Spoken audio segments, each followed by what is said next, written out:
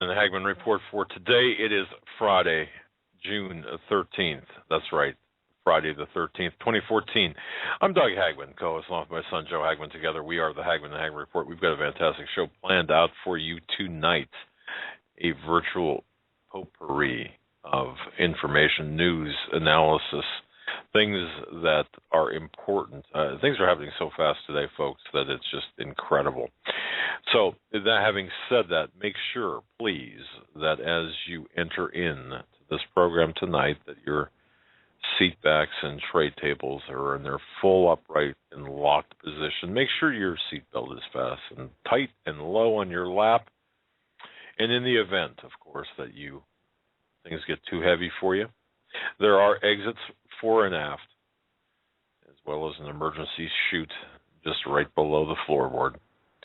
You can take either fore or aft or choose the chute. It's up to you. Folks, you're listening to the only show where the news is presented to you in 3D. And we were talking last night about issuing paper 3D glasses. So you've got them to look beyond the headlines, the bylines, the fog of disinformation that is presented to you on a platter every day. Folks, if you turned on the news in any way, shape, or form today. Not me. No? Not you? Nope. Nope. Well, I'll tell you what, if you did, what do you get? You get lie after lie after lie after lie after lie. If you turn on the radio, what do you get? You get partisan politics. You get cheerleaders from both sides, from the progressives to the conservatives. Cheerleaders. As I didn't listen to the news today sitting in the studio, I just heard you arguing with yourself. Well, it's a left brain, right brain thing. And it's, it's my dual personality. But folks, for the new listeners, I want to say hello to a number of people writing in to me from Wales, from UK, from Europe, several locations in Europe, from Canada, British Columbia. Hello up in British Columbia. Thanks for listening. From various states in the desert Southwest to the New England states, from Florida to Seattle. Welcome to the program tonight. Thanks for joining us. Folks, we broadcast live each and every weeknight, 8 to 11 p.m. Eastern. You can find us also on Christians United Broadcasting Network there. You can tune us in at the Hagmann and HagmannReport.com. We're so excited as well that we have a Hagmann and Hagmann app, listening app for you. And I will be doing a write-up on this as soon as I understand it, or as soon as Joe tells me what. And I have to apologize to Kevin for not getting in contact with you yet via phone. I was supposed to do that yesterday. I was supposed to do that today. I do apologize. I have a whole weekend ahead of me. And you will, right? You will get a hold of him because and if you guys you're holding me up. You call me. You're holding me up anytime. I'm holding you up? Yeah, exactly. From understanding what we need to do here with precision. Mm-hmm. Okay, so anyway. But thanks, folks, for your belief and your trust in us as we walk through this minefield of current events together. We're going to be talking a lot about what's happening right now in Iraq because, folks, you've got front row center seats to a stage play of the globalists. People aren't getting the news. Certainly is not providing you with the bigger picture in Iraq, what's taking place. America, the West, and the world, we're bearing witness to one of the most significant geopolitical events of the last century. What's taking place in Iraq is not just significant, but it's happening, folks, by design.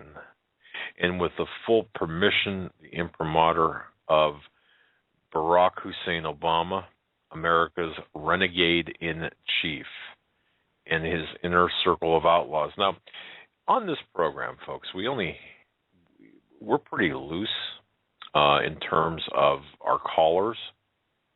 We let you go. We let you have your say. And, we have the best audience in the world. We just have really two rules. Rule number one is, of course, Google is not a verb. We're introducing a second rule, however. And that rule is we refer to Obama. We've got a lot of respect for the presidency, the office of the president, the office. But in this case, we've got a renegade-in-chief. So when we're talking about Obama, he's not a commander-in-chief.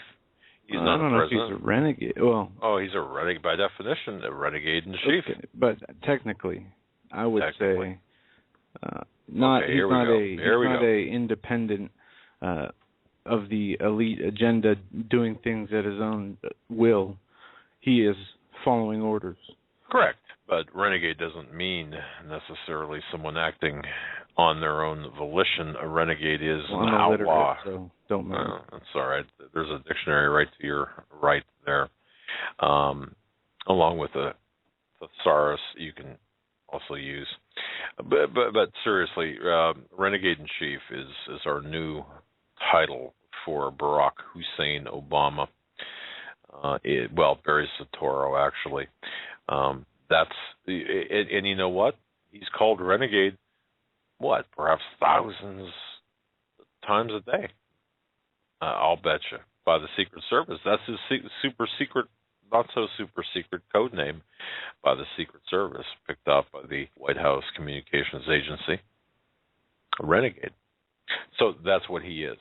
That's what we're going to call him, renegade-in-chief, and those around him in his inner circle, the band of his inner circle of outlaws. So so that's the only other rule we have.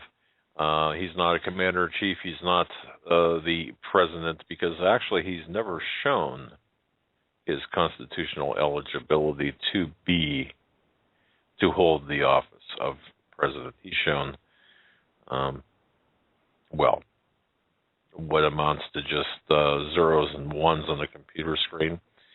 And that, of course, has been proven. Both the PDF file that's on the internet as well as the actual paper itself has been proven to be a forgery. But folks, what we're seeing with respect to Iraq, the rapid progression of events might cause those of us who are old enough, folks, if you remember, if you're old enough, you could reminisce about the fall of Saigon to the Viet Cong, April 30th, 1975. The grainy pictures on your television screen.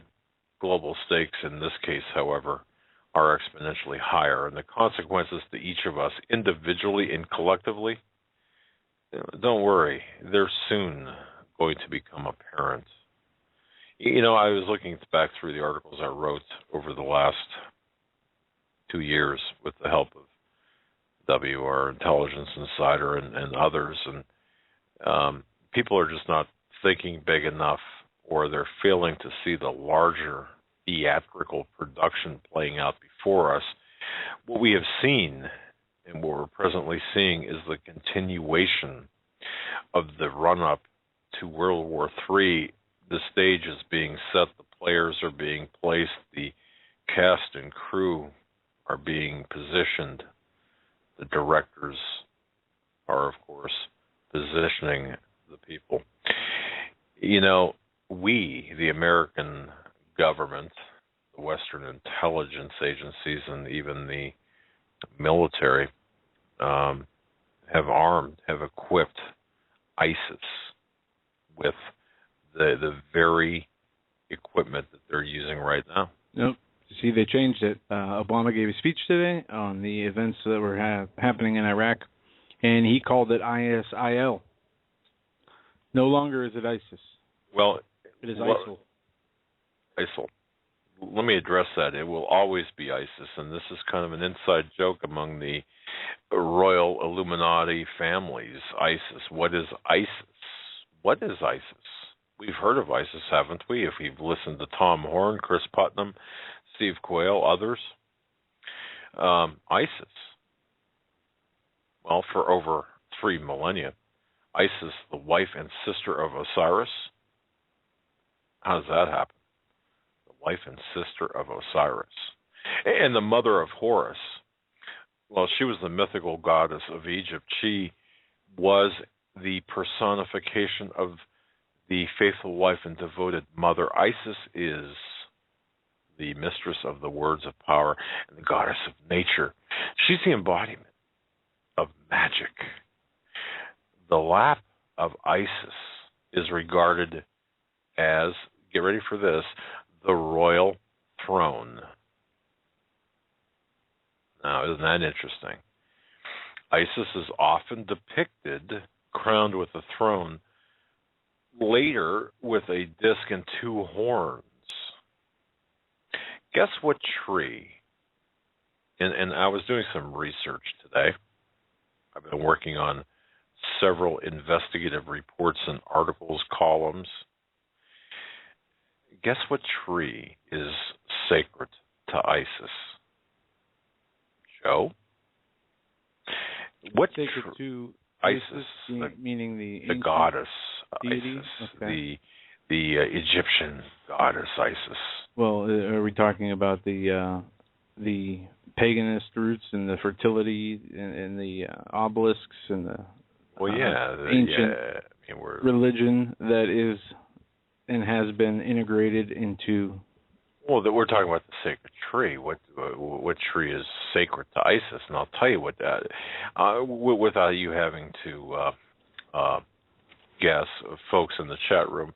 I don't. Let's see. Do I have a tree? Let me see.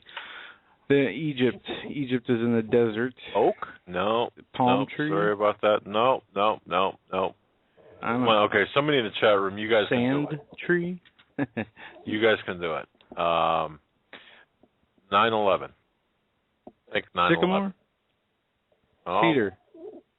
No, not the cedar tree. Okay, I'll come to your rescue. The sycamore tree. Did you just say that? Yes, I did. I said a sycamore tree after you said 9/11. Think 9/11. Okay, I you know what? That just proves I cannot read the chat and do the show at the same time. The Jonathan Cahn. That's right.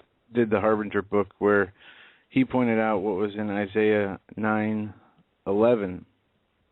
And let me pull up my e-Bible here on my computer, as I have 3 books open right in front of me. I don't have room to get the actual Bible out, but it talks about, it's something that was a phrase that was repeated by Tom Daschle. That's right. Was John Kerry one of them? Daschle, Bush. Edwards. Okay. And I think Obama wrote it, the phrase, on the beam that went on the... Yes. What's it called? The Islamic spiral thing that goes on top of their buildings. It's here. The bricks are falling down, but we will build with hewn stones. The sycamores are cut down, but we will change them into cedars. Right. Therefore, the Lord shall set up the adversaries of Rezin against him and join his enemies together.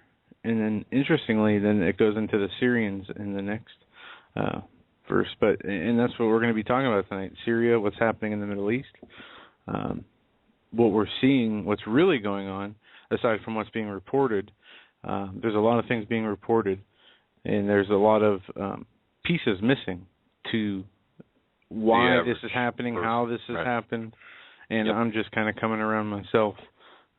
Well, one of the things that, with respect to Iraq and ISIS, this group ISIS, it's the Islamic State of Iraq and Syria. Now, Obama is now referring to ISIS as ISIL, which is the Islamic State of Iraq and the Levant. But more precisely, very precisely, it is ISIS, and it's an inside joke or an insider's joke, not so funny, to refer to this Islamic terrorist group as ISIS, which has its roots and has its direct connections to the goddess Isis. And you might think, well, boy, you better double up on your meds, Doug, or stop taking them, or do something, because this all sounds really crazy. But folks, what is this all about? Can this happen by accident? Everything we're seeing taking place before us, is this all just one big misunderstanding? It's interesting because, as I've written many times before, we're seeing this theatrical production consisting of seemingly unrelated acts on the world stage. You've got the Arab Spring, you've got various things taking place throughout the Middle East. Although they're presented by the captured corporate media and their cheerleaders of partisan politics as either unfortunate and unforeseeable mishaps, or even worse, incompetence by the renegade in chief and his determined band of outlaws, folks, they're attributable to neither. Rather, what we're seeing is the opening scene of Act 2, which is the final cast placement in the run-up to World War III, as was always intended, separated only by a brief intermission due to the public exposure of Benghazi. It all comes back to two things: Syria and Benghazi. Iraq is being transformed into a nation-state level of hard-lined Al-Qaeda and Taliban-related terrorists, once again known as ISIS, or as the Islamic State of Iraq and Syria, or Obama wants to get away from ISIS and throw in Levant. Now, folks, think about this, and I'm being very, very serious about this. I'm not being glib at all, but one can only imagine the sadness, the outrage that as the veterans and the families of veterans, every American family who has been personally touched by the death, the disfigurement, or the permanent debilitation of their loved ones in the military, watching what's taking place in Iraq. Yes, reminiscent of Vietnam, indeed reminiscent of Vietnam.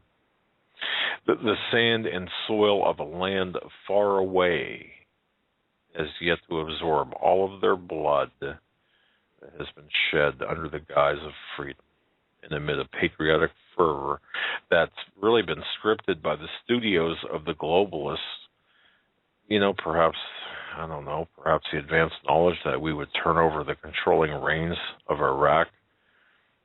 Maybe that was only known to the globalist scriptwriters and certain cast members. Maybe this is the reason, perhaps, that returning veterans would one day be considered a domestic terror threat, for wouldn't it indeed be an understandable response to such an insidious plot? I see this as Iraq as the stage production turning into a staging area. When John Kerry visited the Middle East back in December of last year, what did he do? What did he say? He assured ISIS, he assured the terrorists, the very people that were fighting and killing our men and women, that we were not going to intervene. He left, they left, the United States, we left the storage depots full of weapons, Humvees, guns, ammunition, every weapon imaginable. Did we destroy them upon our exodus from Iraq? No. We never sent Drone 1 to destroy the weapons. We said we're not going to get involved. And we walked away, leaving the very Humvees driven by our guys, our men and women, to ISIS, to this formidable group that's cutting off the heads of Christians and cutting off the heads of those who are involved in attempting to keep Iraq free. Now, I know there's arguments, there's discussions about, well, was it ever intended to be some sort of allied country? Well, certainly under Obama, it's not. Under Kerry and Clinton, no, of course not. We walk away. We support the Islamic or ISIS. What do you think they're going to do aside from establishing this Islamic State in Iraq? Where are they headed? They're headed straight up. We talked about this before. They're opening a brand new front on the southern and eastern portion of Syria, and they're going directly after Assad. This is the plan. This is Plan B or Plan C or Plan D, one of the plans in the bigger picture. Assad, Syria. This has always been the objective.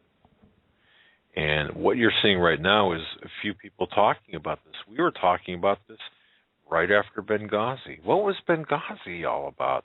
The exposure of the Ho Chi Minh Trail, as written by Michael Reagan in the article Building on the Kernel of Truth in the American Thinker, and as written in, I think, 40-some articles that I wrote at CanadaFreePress.com and HomelandSecurityUS.com.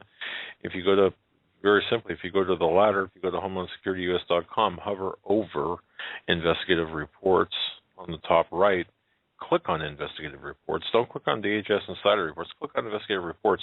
There you will find a listing of all of the articles that I did on investigative reports that I did on Benghazi, Libya, Syria, the run-up to World War III, giving you the program, the scorecard into what's happening today.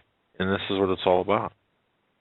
And isn't it interesting, if we go back and we look at these insider messages, we know the insiders communicate with each other. We know that the royal families, the Illuminatus, when I say royal families, I'm talking about the royal bloodlines, I suppose. We know that they have this communication, right? They do. So, isn't it interesting that little things like little acronyms like ISIS could very well be an inside joke, especially when we're talking about the reshaping of the Middle East? Isn't it something that we're talking about this today? Can you imagine? I mean, in the headline on Drudge today, Bush is silent. Bush is silent. George Bush? Yeah. He doesn't want to get caught in criticizing a current president. And the conservatives are clapping. It's part of a design to happen, though. I mean, really, you can't expect you're going to go spread democracy as your stated goal, and rebuild colonialism all across these nations that we went in and bombed and reformed, trained the police forces. Yet just to destabilize and throw into chaos all the countries around the two, Afghanistan and Iraq, that we initially went into. Now you have a civil war in Syria that's been going on 2.5 years.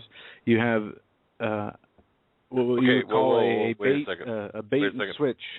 Civil war? No. There was never really any civil war until the Western intelligence agencies ceded that discord. Correct. Okay. All right. And I'm stating that as I think people know that.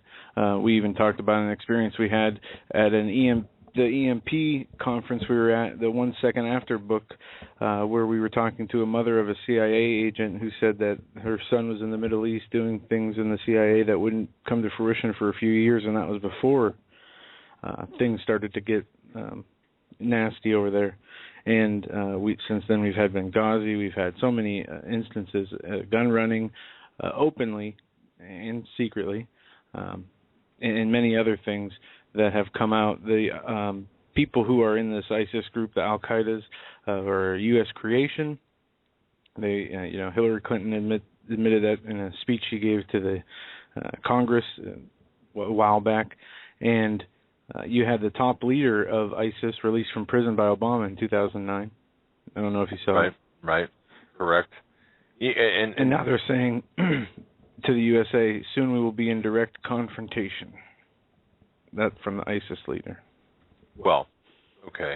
And what? See, but what's the end goal here, folks?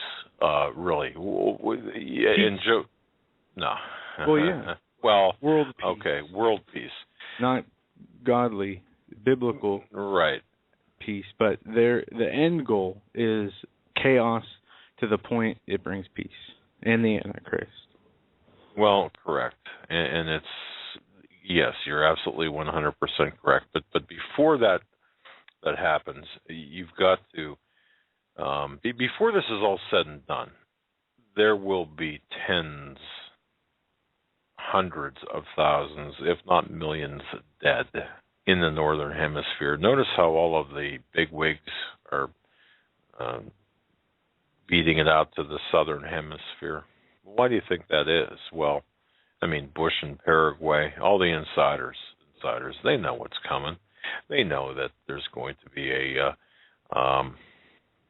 war of unrestrained war here in the Northern Hemisphere. They know all of this. So they're getting out of the way. They're the initiated ones. They don't care about you. You know, I really, I don't want to say I laugh. I guess I'm saddened. I'm pretty saddened by the people who believe in this right-left paradigm, who continue to adhere to this right-left paradigm. Oh, if we can only get through this midterm election. But you know, I do understand that mentality, because until recently, that's where I was. I mean, I felt we could change things through political elections and appointments. Look at Cantor, of course. But see, let's go back to Iraq for a second, because we need to talk about Iraq in the sense that this was designed to fail. Iraq was captured from within. I mean, you had people, individuals, leaders that walked away from their posts. So they were bought off. They were compromised, and allowed this terrorist group to overtake the arms depots that we didn't destroy or that we didn't take with us. They were captured from within. That's like saying they were a captured operation. What do you think's happening here in America? The same thing is happening here in America. So before this is all said and done,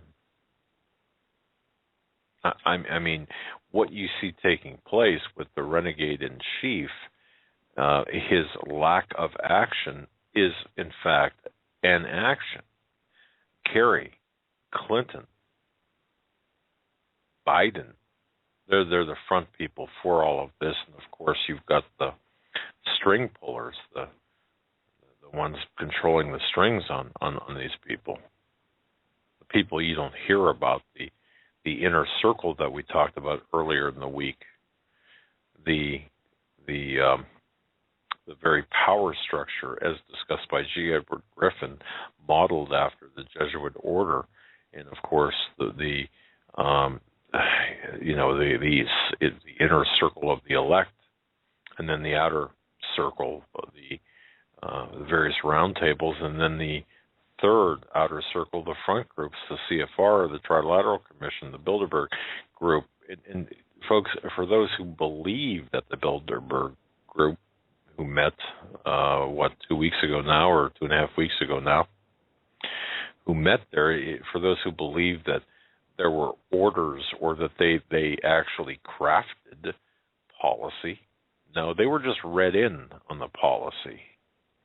You see, a lot of people, I believe, put too much emphasis on the fact that they've got this power. No, it's not that they've got the power. They're just getting the information sooner in order for them to act upon it. Now, I'll tell you, all of this is designed to take down the United States. This is going to become very personal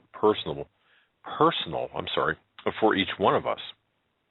here in the United States, in Canada, in the West. This is going to become very personal to us all very quickly. When I say very quickly, I'm talking relative to the last 100 years versus the next 100 years. You're going to see this take place pretty quickly. You're going to see the taking out of the U.S. dollar, which has always been one of the objectives. The realignment, the geopolitical realignment of the Middle East, the power bases across the Middle East.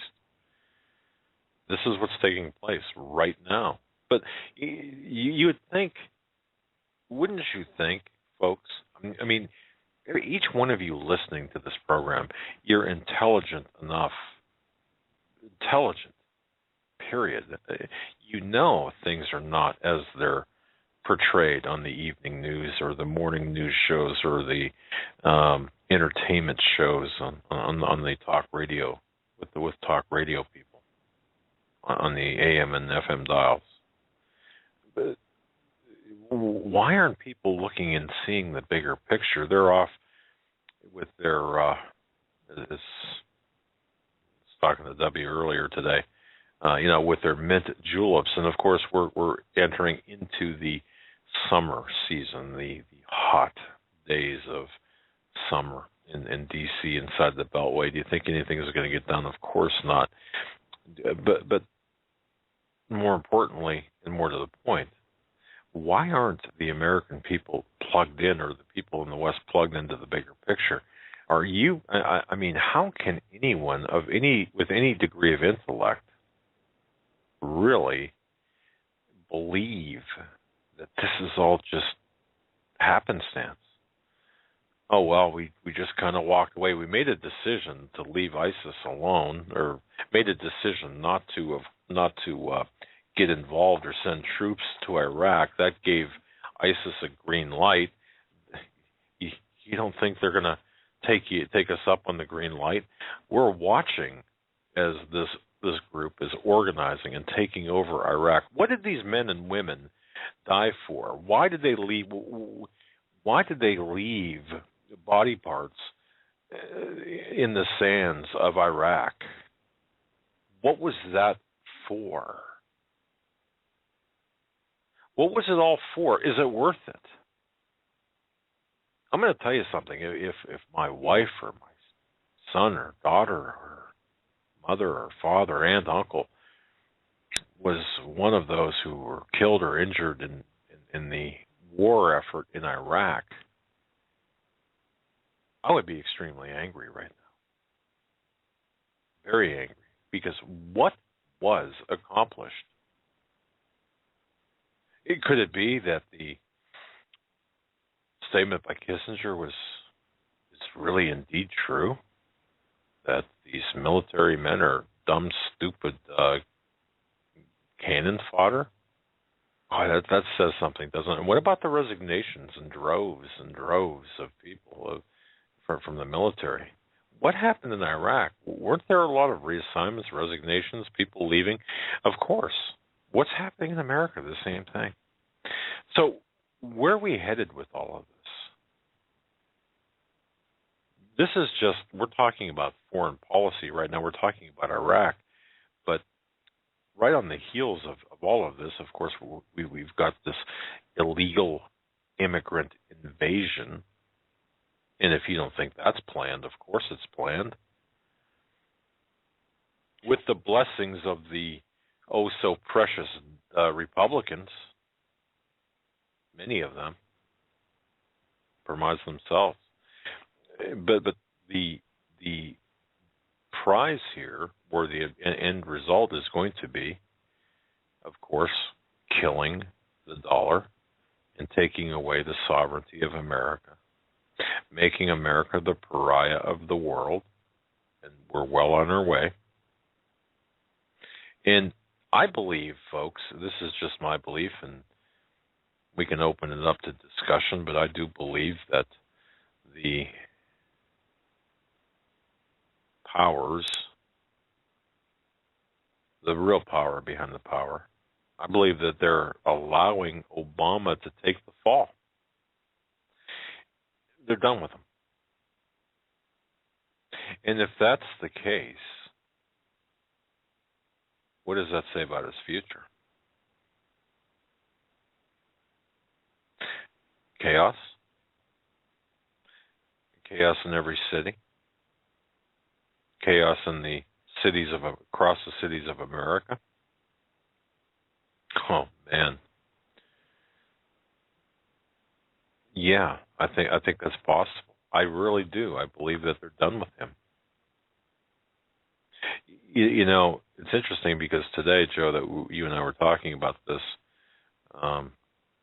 Richard Rockefeller, the son of, is it the son of David or the son of John? Richard. It is the son of, it's John D. Rockefeller's great-grandson, or great-grandson. Richard Rockefeller was killed in a plane crash. Oh, Richard Rockefeller. Okay. After attending his father's 99th birthday. Dr. Richard Rockefeller, the great-grandson of Standard Oil co-founder John D. Rockefeller, died Friday morning in a plane crash near Westchester County. It goes on to say he was the only person on board. He was the pilot. David Rockefeller, his father, turned 99 yesterday, and he was leaving. And his plane really didn't make it up too high and crashed. Now, you might think that I'm ready for the loony bin, but how about that being a blood sacrifice? This possible. June Friday 13th. the 13th. You have and see, I don't know enough about blood sacrifices, but I do know that many who attain a certain level of fame seem to always have close people die tragically. A close person, a mother, a best friend. Whether it's a coincidence, whether it's a sacrifice to be famous. That's something that I don't think we'll be able to really prove in this life. We can speculate, we can have good ideas, we can seek the Lord for discernment and read the scriptures for understanding, but the true reasons behind these, whether it's accident or not, in this case, we just won't know. But the only question I have with that is, they, from what I understand, these elitists believe themselves to be royalty. They would not have to sacrifice themselves or their families. Oh no, they certainly do, and sometimes, I mean, you have to realize these people are insane. They're the products of the inbreeding that they hide in the castles and things. I can understand, but I don't know. It just, I guess, like I said, I had to do more research to the subject as a whole, and it's something interesting to think about. But yeah, I mean, but here we have. I mean, that's kind of an exclamation point on the end of a sentence here when we're talking about things taking place. Look, we've got just go to Drudge or a similar, or SteveQuayle.com Drudge report. Look at the headlines. Look at what's taking place in Iraq. I mean, you're having wholesale murders taking place, Christians being beheaded. Of course, Christians are in the crosshairs all over the world now, whether it's by speech or by law or by physical. Here, there's an article from just this evening, late afternoon. Iraq's vulnerable Christian further imperiled by jihadist advance. The startling gains made by jihadist fighters in Iraq are placing the region's already extremely vulnerable Christians in even greater peril. Christian advocacy groups are warning. While hundreds of thousands of Iraqis are affected by the Islamic State of Iraq and the Levant's takeover of key cities, including Nineveh, I can't read today. It's all right. Don't read. Just that these Christians, Christian denominations, there are many different. There's Assyrian, Syrian, Orthodox, American, evangelicals, and they're being beheaded. They're trying to flee. They're headed in the Kurdish region at the moment, to the northeast, is where they say that the most hope for safety is. But they go on to say that jihadists swept into Mosul this week and reportedly looted and torched churches, raising their back "There is no God but Allah" flags, and demanded that the woman wear Islamic veil. And there's another article here that there is medieval, this is a quote from the article, medieval Sharia law being imposed in the Nineveh province. And there was a document or a decree released from ISIS or Al-Qaeda or... Let's just call it ISIS, yeah. The New World Order. And we know that Al-Qaeda really is a... And folks, you know this as well, and anyone who would deny this openly or question this openly would, to me, is disingenuous. But the fact of the matter is, Al-Qaeda, the Taliban, Al-Qaeda specifically is a CIA creation. We know that, and I don't think that there can be really any rational argument against that. So, what we're seeing here, too, just the Al-Qaeda, the Islamic mindset, the Islamic ideology, now gaining nation-state level status via Iraq. And here's the interesting thing. Don't forget Iran, really, the mullahs of Iran are under Russian control. And you were going to say something. Yeah, I wanted to play a quick clip from Joe Biden in 2010. Iraq will be one of the greatest achievements of the Obama administration. And I think I'm very optimistic about Iraq. I think it's going to be one of the great achievements of this administration. You're going to see 90,000 American troops come marching home by the end of the summer. You're going to see a stable government in Iraq that is actually moving toward a representative government. I've been there 17 times now. I go about every 2 months, 3 months. Is that what I know every one of the major players in all the segments of that society. It's impressed me. I've been impressed how they have been deciding to use the political process rather than guns to settle their differences. Iran nuclear worry? A concern. Insert foot in mouth. Well, or that's 4 years ago, but perhaps this was and it's my contention, really in the bigger scheme of things, it's my contention, it's my assertion based on looking at the bigger picture, that this was the intent all along, that our base of operation in Iraq would be ceded to the group ISIS.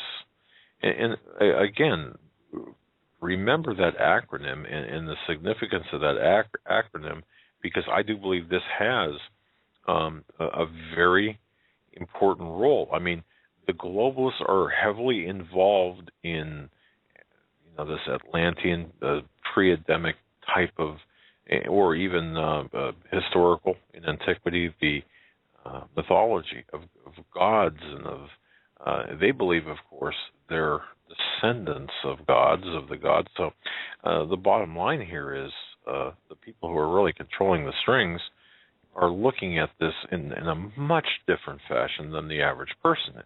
You and I, being average people, or let's just say the average person on the street, are looking at all of the events taking place across the Middle East and saying these are separate events. The Benghazi is not related to Syria. It's not related to Iraq. Libya is not related to anything. I mean, it's just out there. It's not related to the Arab Spring necessarily, although Gaddafi had to go. But why did Gaddafi have to go? You're looking at this great power shift, both economically and also ideology, or through the geopolitical realm as well. The economics, of course, is the killing off of the U.S. dollar. And don't forget, the only thing that's keeping the dollar afloat right now, almost literally in those words, is the free flow of oil and energy at reasonable market prices. So, how soon will that stop? Once the Islamic radical group or the terrorists that have been aided, and I say aided because that's exactly, if you don't do anything to stop, if you walk by someone who's getting the heck beat out of them and do nothing to stop it, don't even call 911 or whatever, as far as I'm concerned, you're complicit. If you see your neighbor's house, there's a little fire on the couch in the living room, and you don't call the fire department, or take steps to put it out, or take steps to get people out of that house. Cook my hot dogs. Yeah, well, that's Obama. So through Kerry gave the green light to the Islamic state of Iraq and Syria. And again, it's important that we keep it ISIS, not attempt to change it like Obama is. And notice how quickly, by the way, Wikipedia changes to accommodate the people, in power. But the fact of the matter is, this is all for show. This is all for entertainment. Our men and women, as far as I am concerned, in Iraq and Afghanistan have been nothing but cannon fodder. Have been used as cannon fodder, much like Kissinger had reportedly said, as reported by Woodward and Bernstein. So don't tell me I'm quoting some sort of conservative or neoconservative publication. It's Woodward and Bernstein quoting Kissinger, apparently in a conversation with Alexander Haig, where Kissinger referred to the military men. Yeah, exactly. Military men being nothing but dumb, stupid animals to be used as foreign pawns and foreign or policy. No, you're absolutely right. And this has been, we're seeing the events come to fruition. We're seeing them play out. These events have been in the planning, have been planned for a long time.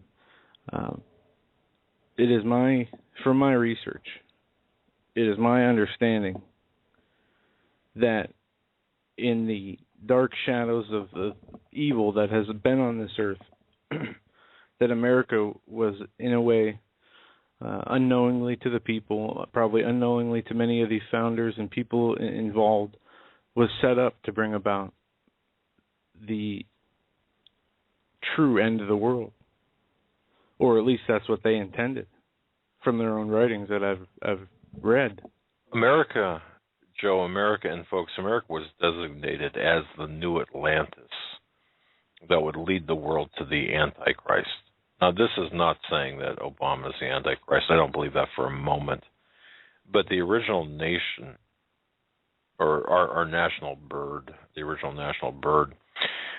envisioned by the Masonic leadership back in the late 1700s, was not the American eagle, but the phoenix.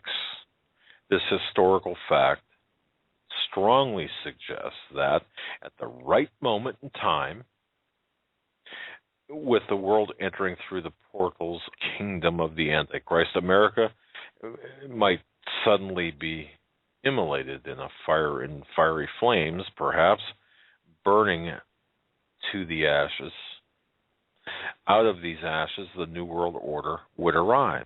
That's according to David Bay of Cutting Edge Ministries. Now, isn't it interesting that Manly Hall, a 33rd degree Freemason in the Secret Destiny of America, did say exactly what you just said, Joe, that the rise of the Christian church broke up the intellectual pattern of the classical pagan world by persecution of this pattern's ideologies that drove secret societies into greater secrecy.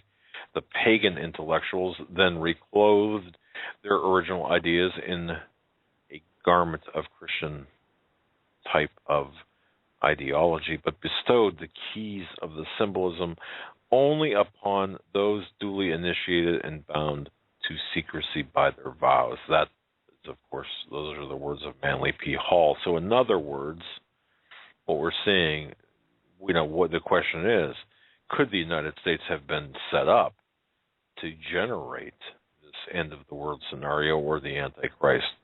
Absolutely. I mean, just from one publication I read from 1651, it talks about instituting the doctrine of politics, which set up really what we see today. You couldn't see it really back then, but a false choice, a false two-party system. You're picking. That's right. You think you're picking different people, but the greatest example, or one of a very good example of this was in the 2004 election when John Kerry ran against George Bush. They both, were in the same secret societies. They both were in the same social circles of the same handlers. They both served the same, ancient deities. You're exactly correct, and we see isn't it interesting how the Skull and Bones, the 322 Club, the Bohemian Grove, all of these are now coming out. To me, I find it interesting that the stuff is coming out right now in this day and age. When I say now, I'm talking, and I know Alex Jones has been talking about this for many, many years, but to me, if you look at the timing of this, and Dr. Coleman before that, this devotion of the occult oligarchs have toward implementing a one world order through emerging uniform codes and laws, we'll say. They're attempting to enslave everybody on the planet to the wills, to the desires of the ruling elite. So there's a connection between, for example, the highest levels of Freemasonry, the Skull and Bone Society, in which George W. Bush is a member, and the knowledge that the Illuminati or the Mariah conquering wind, now that's the title by which occult insiders identify themselves. Well, all of this is quite notable. Mariah, by the way, just as a point of information, is an ancient term. Its connection to divine wind as a vehicle for God and angelic war is important to apocalyptic and mystical literature. So what we're seeing here is a political, financial, and religious initiative play out in Iraq, through Iraq, through Libya, through Syria, because Syria is the ultimate goal here. And that's going to pit the United States against Russia. That's going to pit the United States against Russia and China. And don't you read, for example, on places like Rogue Money and other such web forums that we are seeing now things take place economically that is putting the dollar, for example, putting our money, our toil into peril.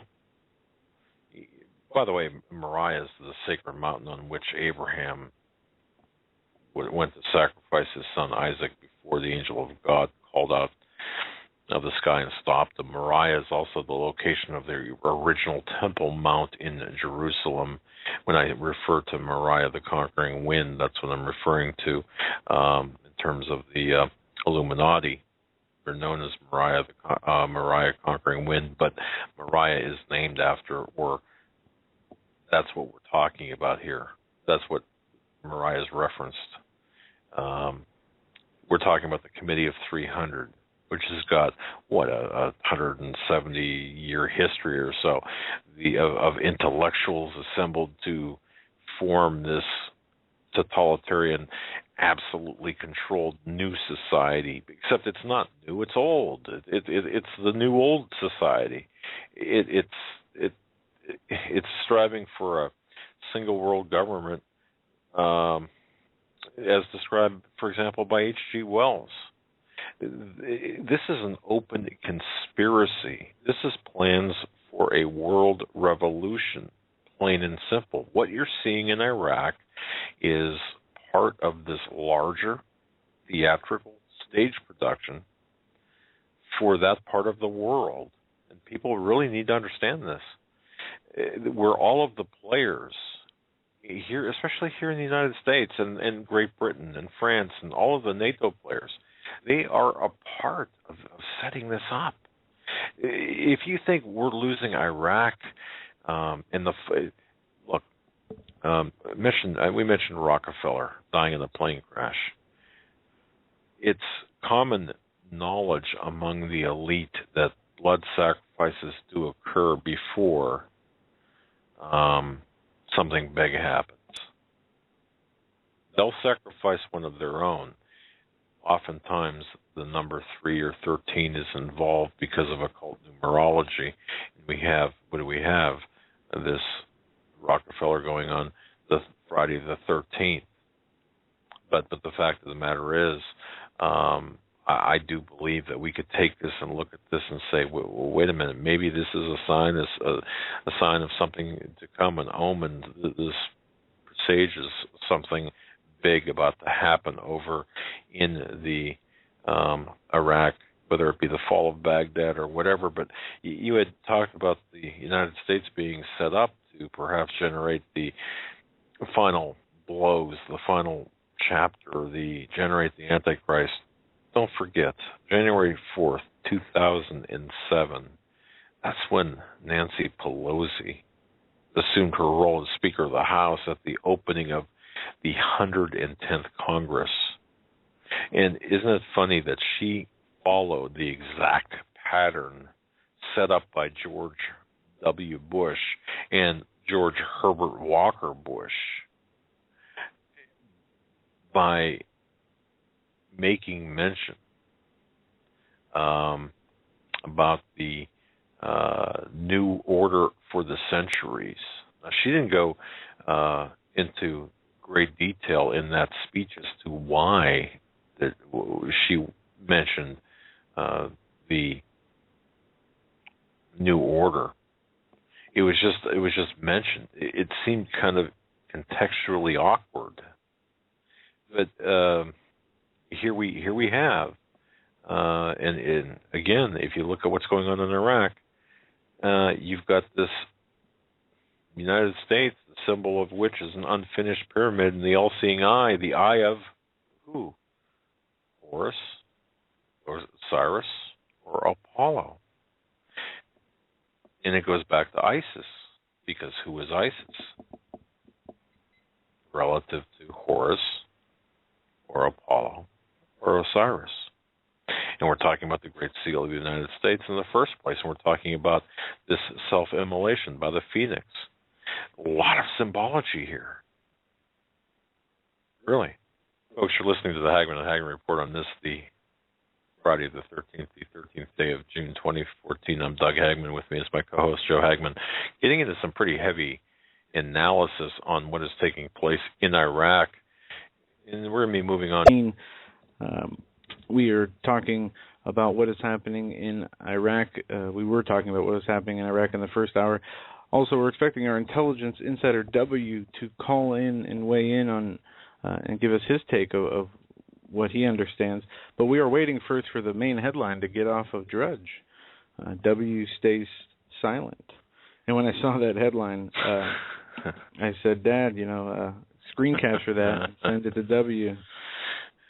Yeah, and actually what we did was we had to actually locate the bat phone and then use the bat signal to signal him and say, hey, is this true? Have you remained silent? Are you remaining silent? If so, why? But he said that he's got some things to do, and then of course he'll weigh in for a little bit. And let me issue a statement too, if I might, about our insiders, whether it be W as we refer to him, V as we refer to him, the individual that we only need 24 more. Yeah.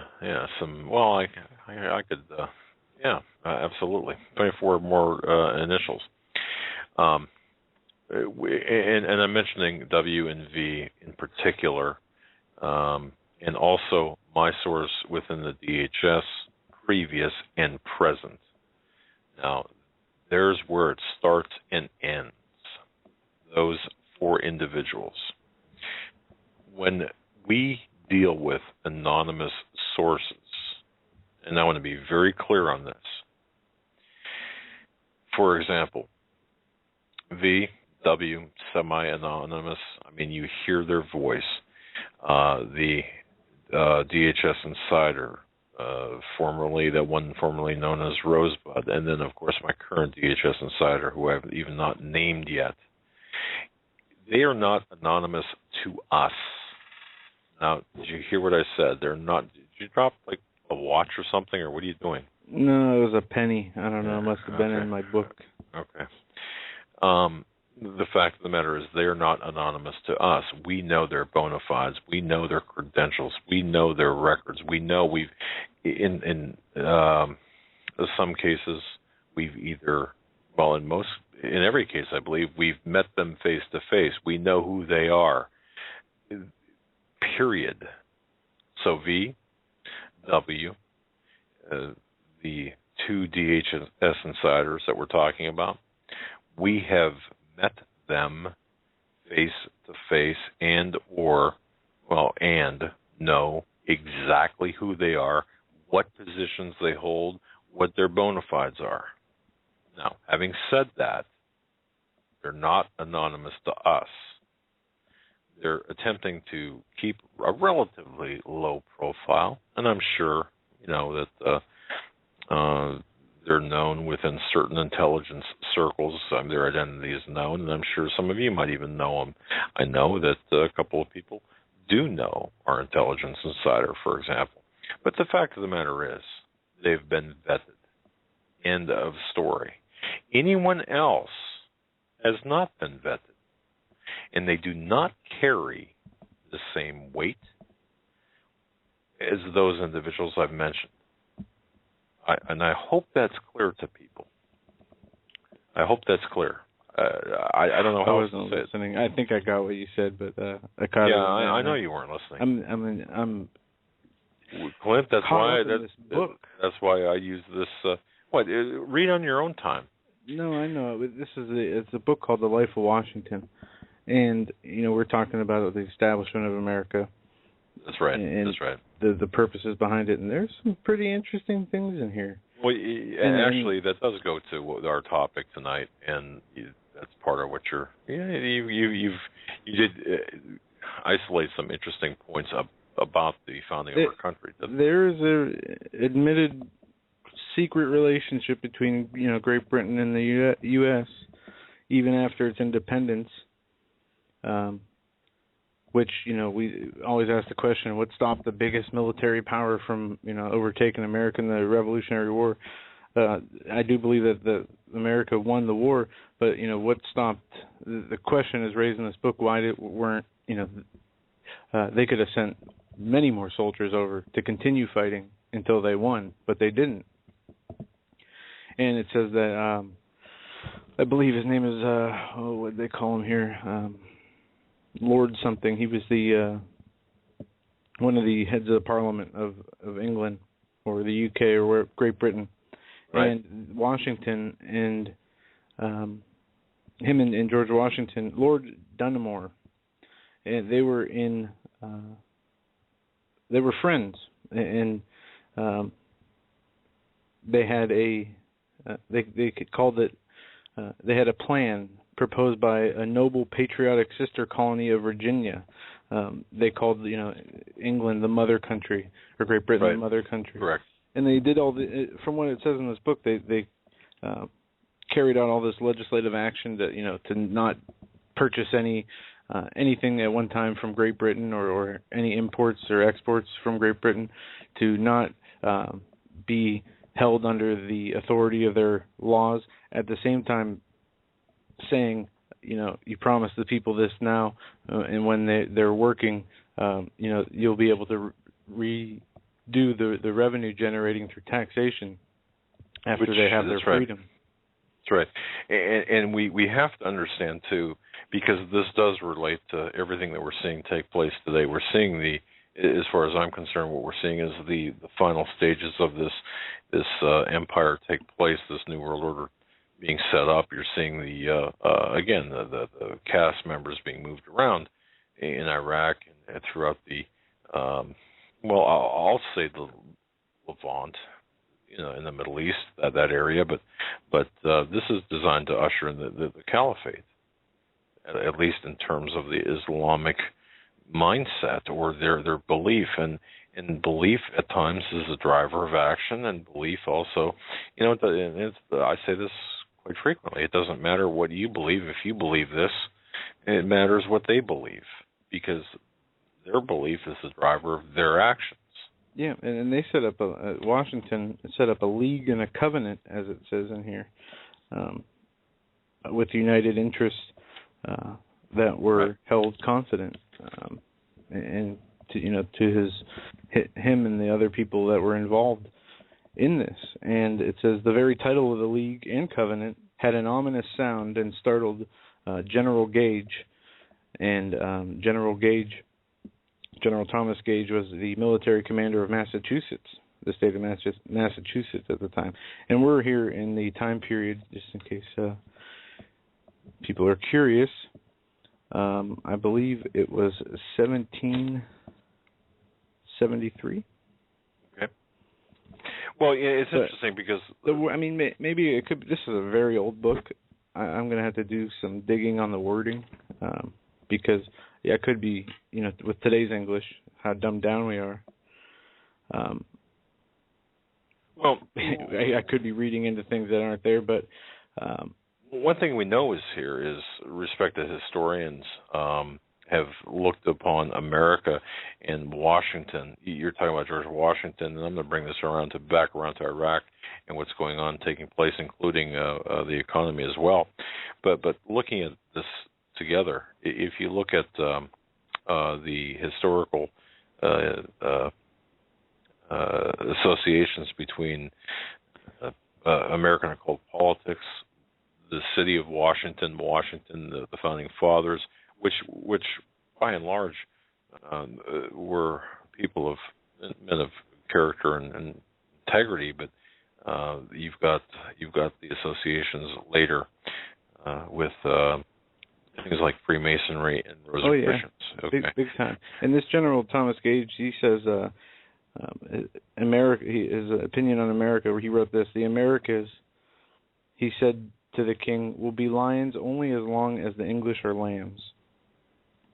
Right, and now, and this is important because look at the role Great Britain, the English, the United Kingdom is playing in the world affairs, in particular, being a part and parcel to America as we progress down this path of unrighteousness in Iraq, and how we are being set up for the slaughter. Who's going to save us, or appear to save us, is going to be the United Kingdom. And where's the monetary system going to arise from the ashes from? It's going to be the City of London.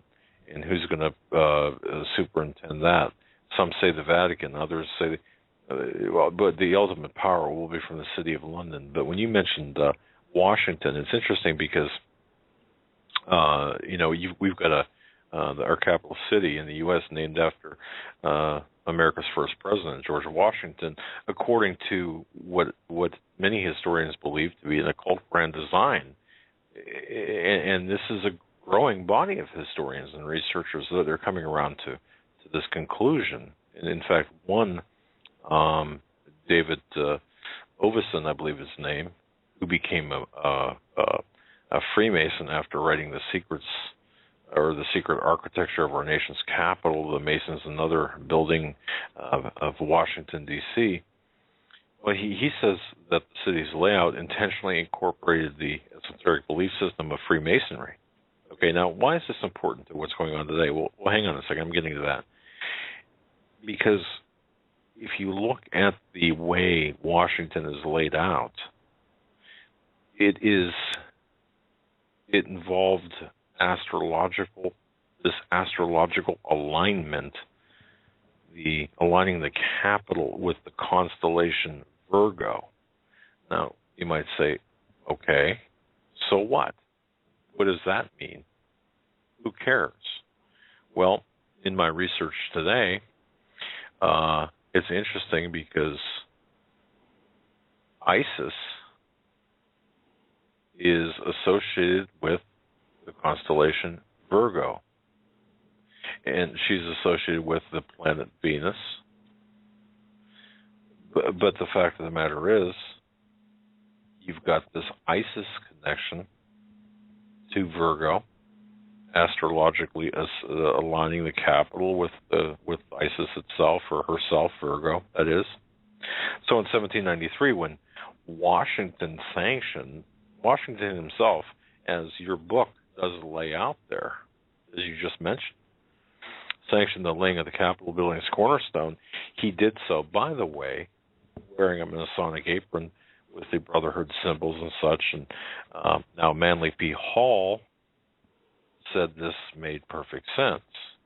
And you go back to Francis Bacon, his vision of the New Atlantis, a very prophetic dream of the great civilization, which is to rise this new world. There's no doubt that the secret societies, they have conspired to establish this new Atlantis on the American continent. And again, this all connects to these mythical gods, including but not limited to ISIS, and ISIS is that acronym for that Islamic group that's overtaking Iraq at this point. So is this all just one big muddled coincidence that doesn't make any sense? Not if you start looking at this, not if you start researching this and digging deep into it. This was set up right from the beginning. Look at just go to Washington D.C. or pick up a book. Pick up Apollyon Rising, for example, 2012 by Tom Hall. It explains, or by Tom Horner. It explains everything that we're talking about here. But the ultimate goal, and this is so important to understand, the ultimate goal of what we're seeing taking place in Iraq is the destabilizing of Syria. That's next. That's coming. That's going to pave the way to World War III, pitting the U.S. against Russia. The collateral, or the intended damage, is going to be the U.S. dollar as the world's reserve currency, and from that you're going to have three outgrowths. You're going to have the political reign of the one world order, the monetary, and the religious. Now, we're already seeing the religious thing taking place here with the combining and convoluting of Christianity and Islam by some of the mega pastors.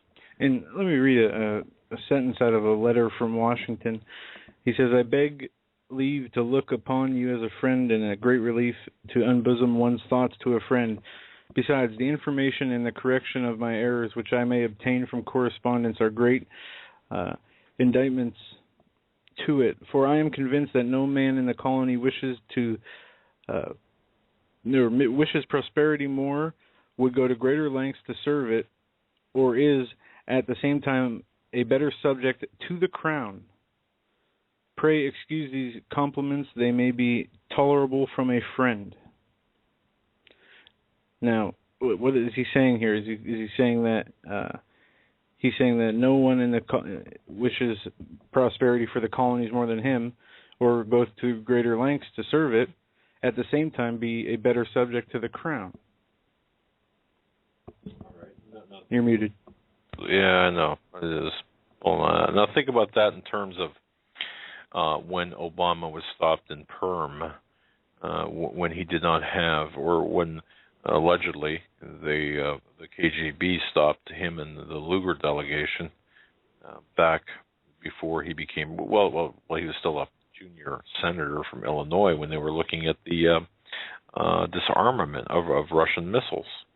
And what was said there, why Obama was stopped, because his passport was not in order.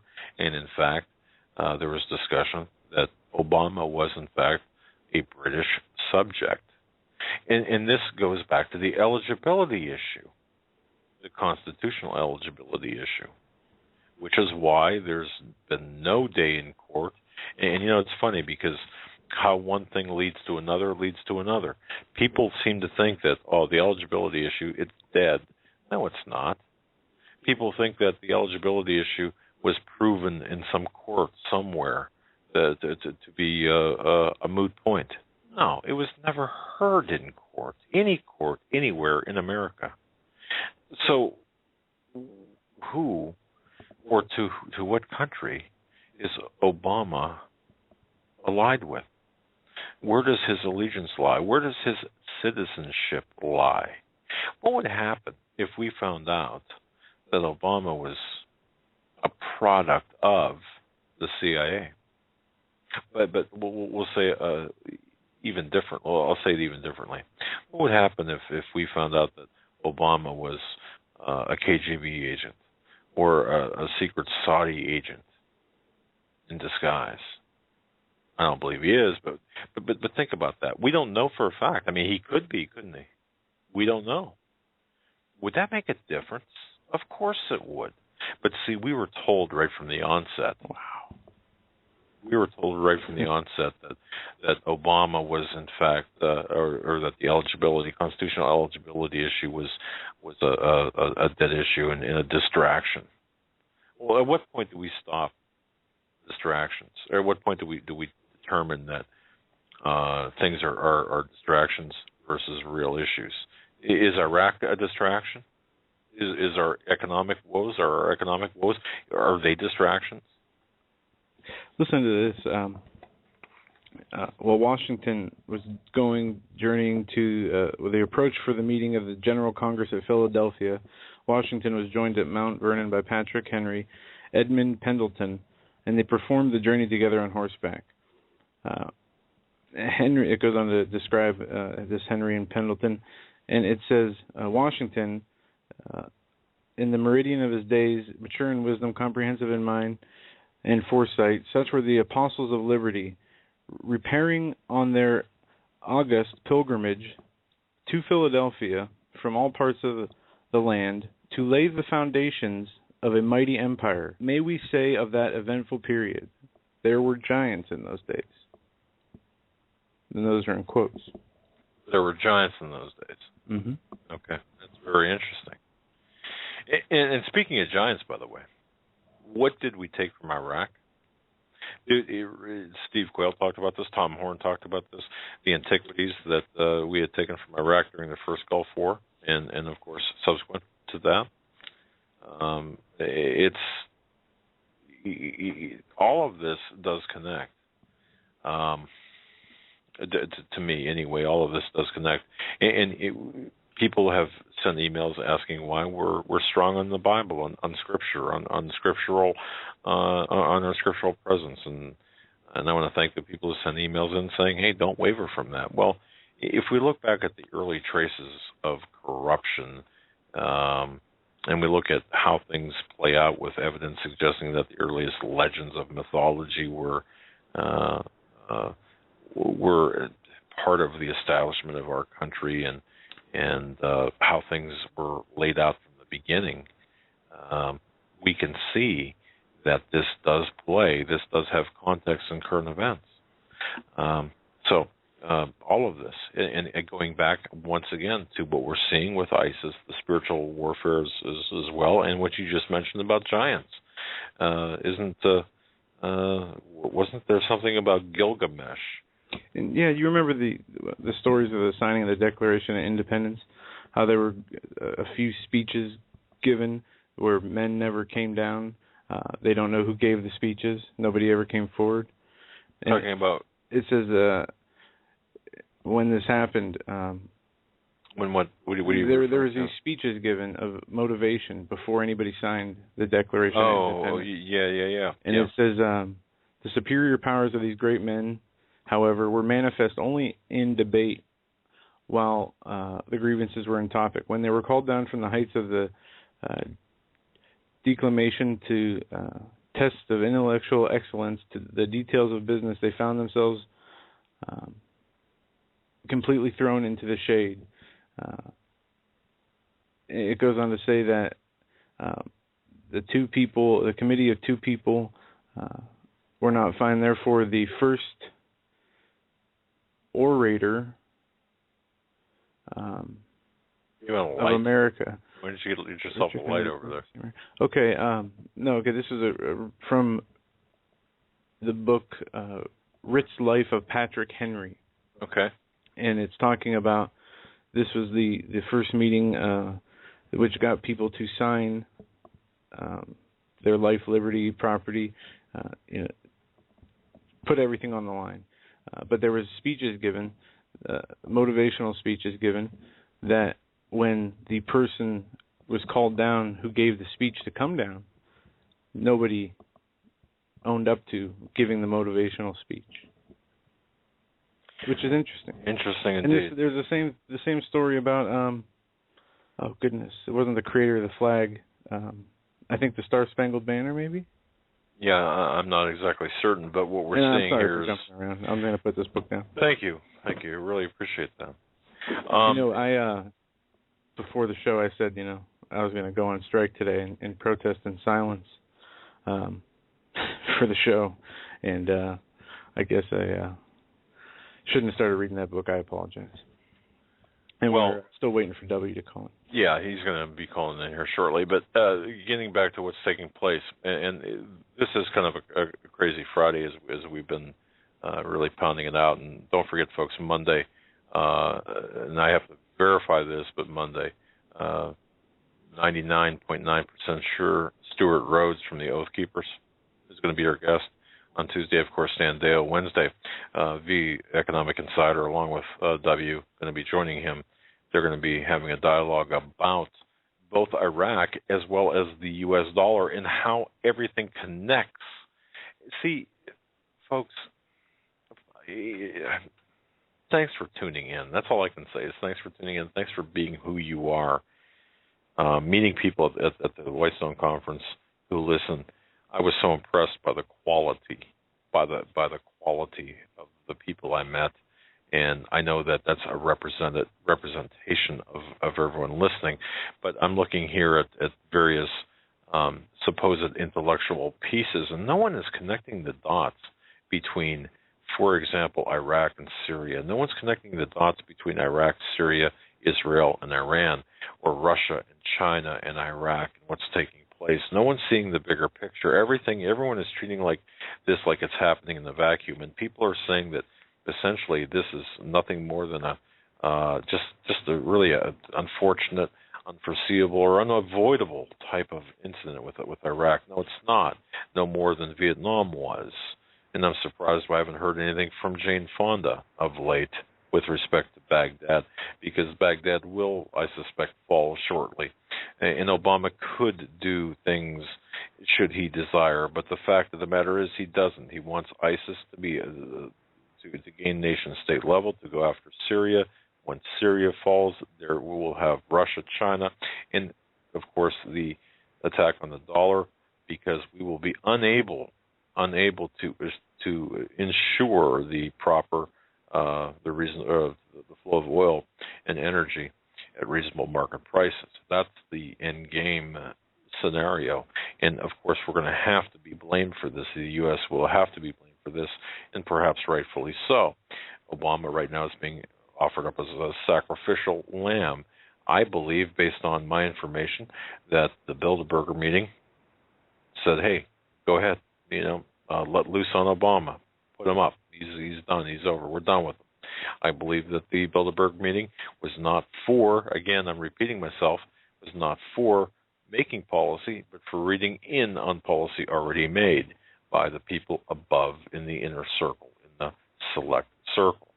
And now we move to the more domestic part, because you see chaos is everywhere, and it's intended to be such. If you look at what's happening here domestically, all is well. No, all is not well. What do we have going on here with the illegal alien invasion? Did these people just suddenly walk by themselves?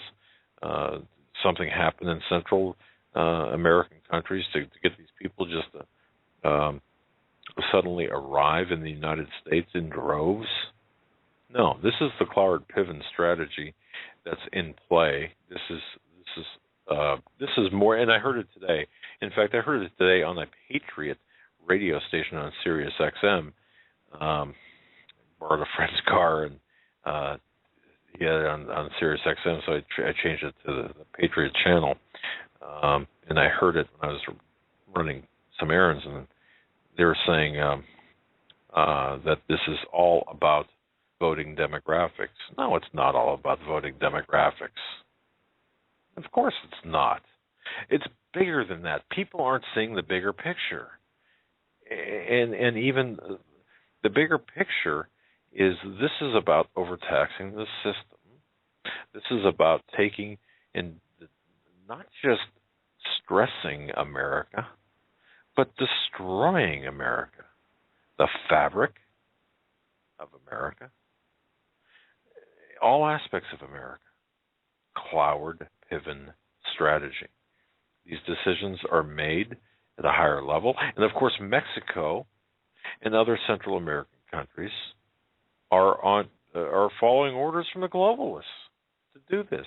The Committee of 300, the inner circle, people within the inner sanctum, as Cecil Rhodes had discussed. Edward Griffin had talked about in his lecture about the Quigley formula, talking about Cecil Rhodes. Everyone thinks of the Rhodes Scholarship as such a great thing, and Bill Clinton being a Rhodes Scholar. Oh, my goodness, there can't be anything more than that. Oh, really? Well, you've got to... Who do you pledge your allegiance to be a Rhodes Scholar? Is it the United States? Is it to your God? No. Is it to God? No. It's to the crown, the British crown. And who's going to fill in the void when America falls? It's going to be the British crown. And that leads me to this. Now, this is pure informed speculation on my part, but wouldn't it be something? You know, people are looking for the Antichrist, the final, the man, to come from some sort of Middle East type of location or Middle East location. But if you follow the bloodlines and understand the bloodlines, it would make more sense that you've got the Antichrist coming out of the British royalty right now,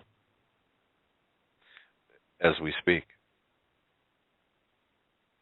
But all of this together, you know, all of this together is, and I find it funny, or not funny, but I find it interesting that you've got George H.W. Bush. By the way, George H.W. Bush, and W can talk about this as well. His thing about skydiving. You know, what did the Queen do at the Olympics? She dove in, or a facsimile of the Queen, a stand-in for the Queen, came in by parachute at the 2012 London Olympics. Why? Well, because they're coming to Earth. That's symbolizing them falling to Earth. And we are, of course, in a Planet of the Apes scenario. We are the apes. You've got to understand the program. Nathan Leal talks about this. So that's what's going on there. And George H.W. Bush, his affinity toward skydiving. Oh, that's just a cutesy thing at 88, 90 years old to be skydiving. It's really not meaningless, or it's really not meaningful. That's just a hobby. Well, couldn't it be symbology? This wink, wink, nod, nod type thing on the Special Insiders Club? Yeah, look, I realize that you could say, my goodness, you're really pushing the envelope here, Doug. But when you start seeing things add up that, you know, they continue to add up, you have to start asking yourself, can this all be coincidence? Can this all just be things that really are meaningless? No, I believe that there's this Insiders Club. Even George Carlin believed that, although he's more crass about it than I am. He believed about the Insiders Club, and he spoke about it. And, of course, we're not in it. So, but so what? In the end, so what? At the end of the day, what does this all mean? So what? Well, at the end of the day, we're looking at the creation of a one-world governance through Iraq, through what's taking place in Iraq, taking out the U.S. dollar, and through the Obamacare, Affordable Care Act, consolidating all of the personal information, against or on us and our children and our children's children for the purposes of what? For health care? No, for two reasons. Number one, to destroy 1/6 of the nation's economy, which has already happened. Even if we walked Obamacare, people are yelling, repeal Obamacare. Do you think for one moment that if that did happen, we can reconstruct what we had before? Of course not. It's already been, no, we're too far down the road. And the Democrats, Republicans have allowed this to happen. It doesn't matter. It transcends politics. You're talking about a globalist agenda, NAFTA, GATT, the Trans-Pacific Partnership, which is going on right now. All of this. And, oh, by the way, the invasion of the alien children into America, what do you think that's going to end up? How do you think that's going to play out ultimately if it continues?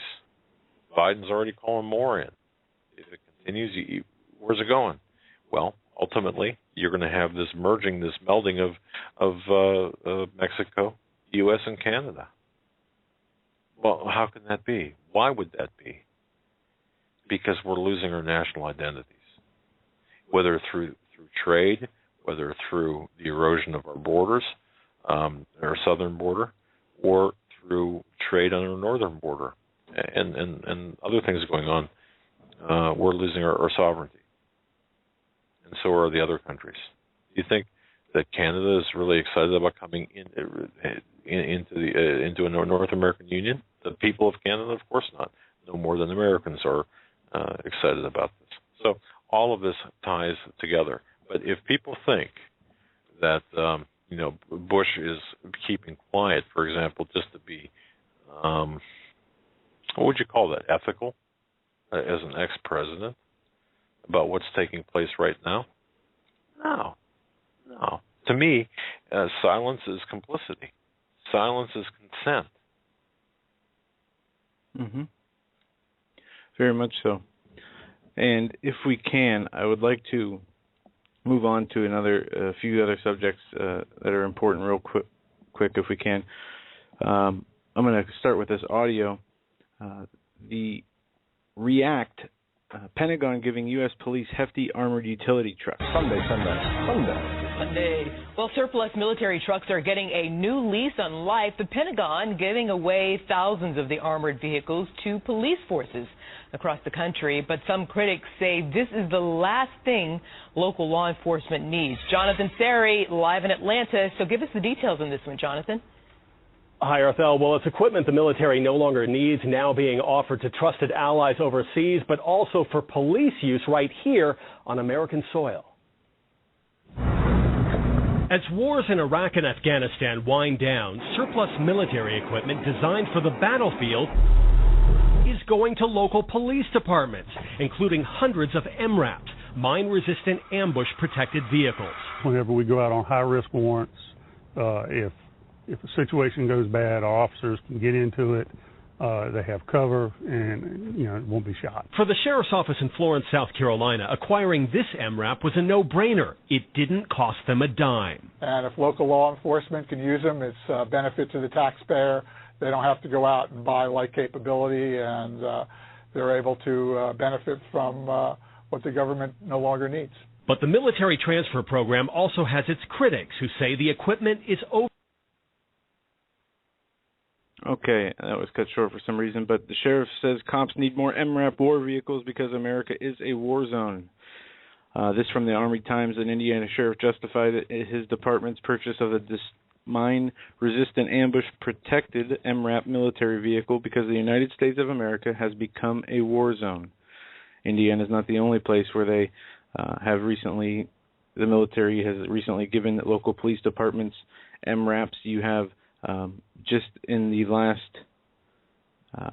few months, High Springs, Florida, Lewisburg, Tennessee, Missouri, New Mexico, Ohio State, Madison, Indiana, Connecticut, Justice, Illinois, Roanoke, Rapid, North Carolina, Michigan, and you're talking about a number of vehicles. And these towns I all listed are under populations of 30,000. There was over 432 MRAPs that have been given out so far, and the Pentagon plans to give out another 13,000. Absolutely. Municipalities. Yeah. Pentagon's giving away, and folks, think about this for a moment. Pentagon giving away 13,000 MRAPs or armored trucks. The vehicles cost, about $500,000 new. Think about that. Now, they say they've outlived their purpose, and of course, defense contractors are they're a little bit up in arms about this. But why? Even the most, folks, even the most hardened of your family members should give pause to them. And if you're in a city where you see an MRAP or one of these heavily armored vehicles with police driving down your street, is this what we have come to in this country? And that's not the most disturbing news coming out of the Pentagon today. Pentagon studying protesters to prep for mass civil breakdown. The Department of Defense has dispersed some funds to universities that scientists might study the dynamics of civil unrest and how the U.S. military might best respond. It's called the Minerva Research Initiative. It is a program that was kicked off in 2008 to improve DoD basic understanding of social, cultural, behavior, and political forces that shape regions of the world's strategic importance to the U.S. And the article goes on from there. I'll post it in the chat room. It's called, the title of the article for those who are listening via archive, Pentagon studying protesters to prep for mass civil breakdown. Well, now what's the date on that article? Today. Okay. Folks, I want to take you back to August 26th, 2013. And you can feel free to look this up. Pentagon prepping for, quote, large-scale economic breakdown. And this is a story by Anthony Gucciardi, dated August 26, 2013, updated, that was actually filed on August 26, 2013. High-level government documents reveal that the Pentagon is preparing in full force for large-scale economic meltdown and massive revolt via the U.S. public. Right on the money. And in this article, in the last, and Aaron Fitzgerald, a key program manager with the U.S. Naval Postgraduate School, said that by better understanding these conflicts and their causes beforehand, the Department of Defense can better prepare for the dynamic future security environment. Meaning, in his statement, it's almost a foregone conclusion. Well, exactly. And it's interesting to go back into time and look at things that we've talked about, but people have said, "Oh, well, that's just fear mongering. That's just BS. That's no. I'll tell you something. The military is, in fact, a DoD report discusses how the Defense Department would be forced by circumstances to come in and stop. I'm going to quote here: purposeful domestic resistance or insurgency. Now, I'm going to pull a quote from this real quick here.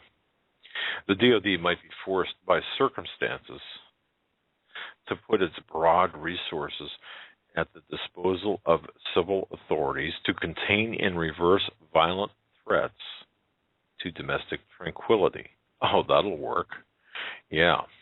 Under the most extreme circumstances, this might include use of military force against hostile groups inside the United States. Well, hey, Pentagon, what about Jamaat al-Fuqra, the Muslims of the Americas that are all throughout the United States that we've investigated and others have written about and, of course, used our investigative information, which and expanded upon it in ways that are not exactly true. But the fact of the matter is, the Muslims of the Americas is a paramilitary organization led by Sheikh Mubarak Ali Jalani, who has a personal vendetta against me for releasing the information I did to the Department of Justice back in 2005. And that's on his website, where he names me as the cause of every ill from anti-Semitism to gosh, you name it, to the starting of World War III. But the Department of Defense would be by necessity an essential enabling hub for continuity of political authority in a multi-state or national civil conflict or disturbance. So what they're saying here, this is back in 2013, August, and again now they're putting their money or assets where their pins were. Now they said we need to prepare for this. Now they are preparing for this, but for what? To what end? Are we going to have bloodshed on the street? Are we going to have military assets? Of course we are. We do already, but more. So what are they expecting? Are they doing this just because drugs are so bad? No. They're doing this because there is something in the works. And you know, it gets me sometimes, whether it's Charles Krauthammer, whether it's George Will or Britt Hume or Chris Wallace, I'm trying to think of other people that are these intellectual journalists who sit there at round tables and scoff and say, "Oh, this is just nothing more than they poo-poo this information. This is nothing more than hyperbole." Well, is this hyperbole from the Department of Defense when you've got an MRAP crawling up your butt on Main Street, USA, and a guy with paramilitary or military soldier manning the turret? What do you say then? Why aren't the people like Rush Limbaugh, Sean Hannity, and everyone at Fox News who are supposedly on our side, why in the hell aren't they talking about this? Everything is, yeah, we're okay. We're going to go along to get along. Everything is fine. Oh, we've got problems with Democrats. No, you've got problems with globalists. You've got problems with the people that want to subjugate you and well, maybe not you personally. Maybe you've worked out a deal with them, but us, the normal people, we're going to be making the Nike shoes and we're going to be the cheap labor for the Chinese when they come in and take over and continue to take over our property, our land, our resources, because of the Ponzi scheme that is the Federal Reserve. And for those people, again, and I say this often, for those people who think that the solution of the Federal Reserve in place of a larger global economic system is the answer, you're fools. You're idiots. Sorry, but I don't know how else to tell you. If you celebrate that, you're foolish.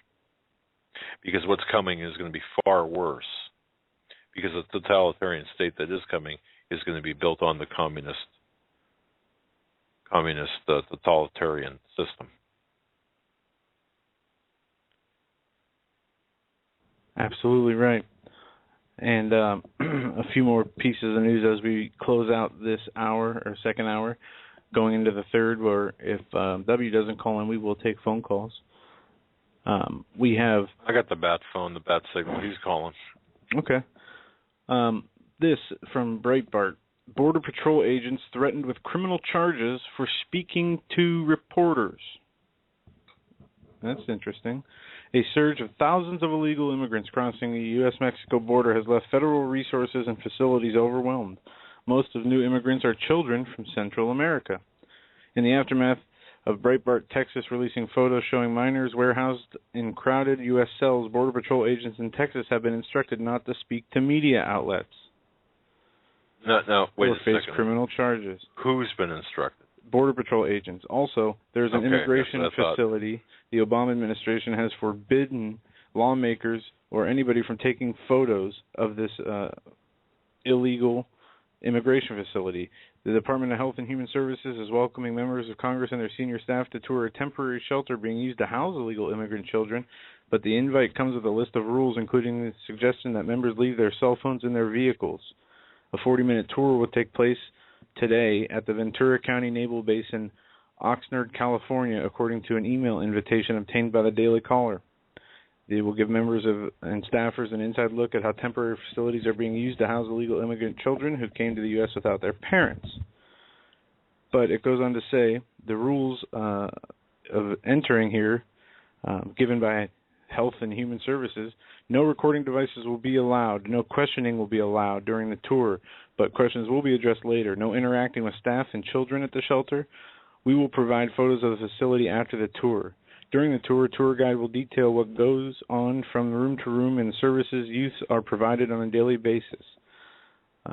One congressional staffer invited to tour the facility called the planned tours a dog and pony show. And it says, this isn't some totalitarian closed society trying this tactic. This is our own government. They clearly won't be offering up this kind of dog and pony show if they weren't hiding a very ugly truth somewhere. So what we've got, just to summarize, folks, is we've got the government telling government agents, as well as, does this extend to others? I mean, I suppose others would not be in the position to be able to take photographs necessarily, correct?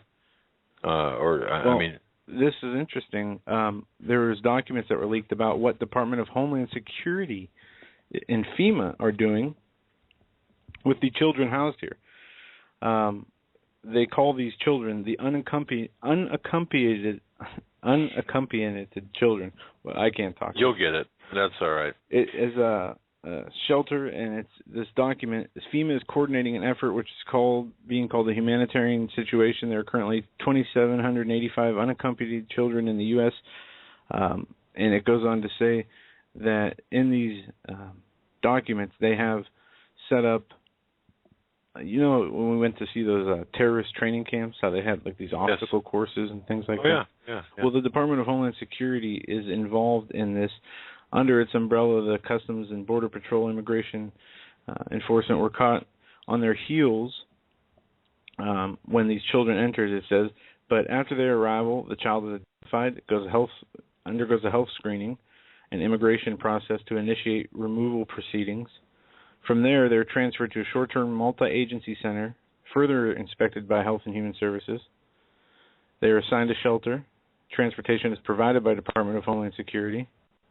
A sponsor is given through the U.S. immigration process. They knew. Look, the federal government knew far in advance. This was, once again, the Cloward Piven move on steroids to bring in illegal immigrants, children into this country. But let's go back in history. You remember the Operation Garden Plot, Rex 84. Yeah, the Obama civilian army. Correct. All of this. Look, go back to folks. Go back. All you have to do, and again, for the doubters out there that you folks have to deal with, that we have to deal with, that we do deal with, search Operation Garden Plot. You'll find the PDF online. That was just one of a number of plans put in place by the government back in the late 1960s, early 70s. The Department of Health and Human Services is housing almost 6,000 of these children throughout the country at different facilities right now. Okay. What they say? And this is a start. What, according to the intelligence I have from D.C. inside the Beltway, is you can expect that number to triple. And by the way, the number that you're being given, folks, is not an accurate number. It's that's much higher. From what I even heard from other mainstream media reports, that's less than 10% of what they're reporting. They said somewhere to 50 to 60,000 just this year of children. Oh, just this year? Yes, of course. But we're talking about I got you. So you're looking at really this incredible number, and Biden is just waving them on in. Come on in. The water is fine. What is this? This is not even the balkanization anymore of America. This is the entire destruction of this country. It is by design and by definition the renegade in chief. Once again, a new rule for callers of the Hagmann and the Hagmann Report. The Obama is not commander in chief, but the renegade in chief. Hey, if the Secret Service can call him that, We can call them that. Folks, you're listening to a special Friday the 13th edition of the Hagmann and Hagmann Report. It is Friday, June 13th, 2014. I'm Doug Hagmann. With me in studio is Joe Hagmann. Together we are the Hagmann and Hagmann Report. Folks, if you have a father out there, if you're the wife of a man who's a father, if you give him a hug. And if you do nothing else, just tell him you love him. That's all. And we should all pray. We should all pray for those fathers out there that are still alive and kicking. And that's right. Some of them are here in America. Some of them, as I'm reading these reports coming out of Iraq, you have thousands of soldiers captured. Whether those are, I think, Iraqi soldiers. You have Iraqi the headline, 200 American contractors surrounded. There's a lot of chaos and uncertainty in this world, and we need to take the advantage of every moment we have in relative peace and safety. Because, folks, that peace and safety, the world as you know it, and I'm not trying to scare you, and I'm not trying to be hyping you up, but the world as you know it is going to change. You're going to wake up and it's going to be different. And that's the truth. And if people are scared by it, then that's something that they need to come to terms with. We're told, after we've seen an enlightenment, so to speak, that the world will continue to get darker. The worst of times are coming. Nevertheless, we have the Lord to depend on, so we'll never be left without. But it will come and it will get worse. Edition of the Hagmann and Hagmann Report. We're getting reports of no sound on BTR. If we have a representative from BTR listening to this, please check into the fact that there's no sound. People are saying after they refreshed that they got sound back. I don't know if that was a temporary glitch or what, but this is the second time this week. Right. Actually, third time. There was two one day, and I think it was Wednesday. And then today being the second day. But people in chat are saying sound back, use the default player, refresh, go to CUBN, Christians United Broadcasting Network. Stand on your head, adjust your rabbit ears. I mean, seriously? Is this what we've got to do? Hey, can you guys in the chat, when did it cut off? Did it cut off during the commercials? Or let me know when that happened. I appreciate it. That booted you guys to a previous program. Yeah. That's interesting. A BTR representative, when dealing with the sound issues Wednesday night, said they had the same issue happen to them. So they were kind of intrigued by that. Didn't quite understand how that happened. 2 minutes before the commercial. Okay, thank you. Just before the commercial. Cut off mid-sentence. It's interesting. I have often said, and I've said this, World War III will begin in Syria. And I don't know. I got about 3 or 4 emails about this. World War II will begin in Babylon, not Libya. World War II? World War III. Did I say 2? Yeah. Okay.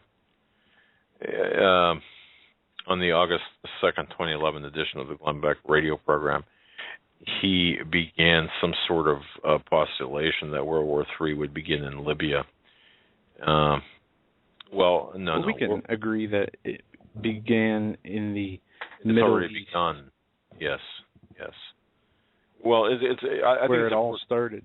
But I think it's all. I think it's important for everyone to understand that World War III is well on its way. This is equivalent to 1937 Germany, if you were living at that time and aware at that time, which would make you kind of old. But hey, that's okay.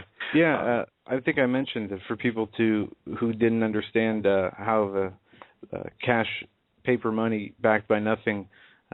What it looks like when it crashes. Research the Weimar Republic. Yep. Well, especially for the dollar collapse. Yeah, you can find videos on YouTube of families. They couldn't wheelbarrow enough money to the stores to get bread or water. They would use it as fire material, wallpaper. It would be like Monopoly money to us today. It was given to children to play with. It was lined the streets. Yeah, exactly. You couldn't give it away. But it's so important, folks, for everyone to be prepared and start becoming prepared, because honestly, we don't know when our last program is going to be, or if we're going to have another year, another 2 years. Wouldn't that be nice? Another 2 months. I mean, I don't know. But the fact of the matter is, things are getting pretty dicey. Things are dicey over in the Middle East, and we lacking a presence, and of course, thereby taking away the stability of our military. This done deliberately by the globalists, by both sides, by the ever so tan John Bonnier to the ever so tan renegade in chief. This transcends political parties. This is a globalist agenda, and it's my view, based on all of the information, that as Putin even said, World War III is going to start in Syria. It's interesting as well, the Glenn Beck aspect of things. I don't know. I don't know where he's coming from anymore. I'll just leave it at that. I don't know. Yeah, I mean, we don't like to cause problems. Not at all. But there is, and it has always been, a side that I don't know. It's as W said it best. The best disinformation is full of truth. Well, it's very true. We are waiting. I've got the bat signal on high, so I would like to get a W's take on the current events in Iraq. Well, we want W, not Batman. So. Well, he responds to the bat signal. You have to get that headline off, Dredge. Yeah, he's remaining silent. W's remaining silent. It might have confused him. I'm not sure. It's that ego of his, huh? Yeah. Obama, again, he's ramping up the destruction of America, and if you come across anyone who's not concerned about what's going on in this country right now, or if you come across anybody who's in denial, boy, I'll tell you, I know people who are in denial. It's not that bad. We can still get our Starbucks and pizza, and we can still go to the ATM and grocery stores. You can for right now. But there are going to be 3 areas of disruption that we're going to experience, folks. 3 areas. Right, supply disruptions at the grocery stores. The supply disruptions at the gas stations. That is, if you can get gas. And the 3rd area is going to be at the banks.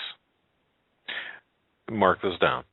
3 areas: banks, grocery stores, and gas. Or if you're a normal person, you can remember them. That's true. Yeah. No, I have to write them down. No, but it is good to write them down.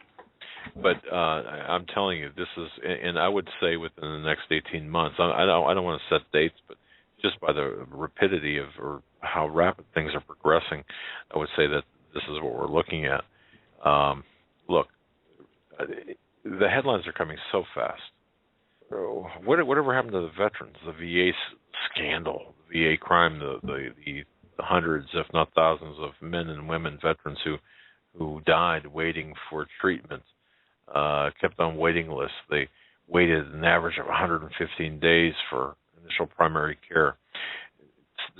An audit by the Department of Veterans Affairs revealed that VA medical centers nationwide lied. They lied about their patient scheduling.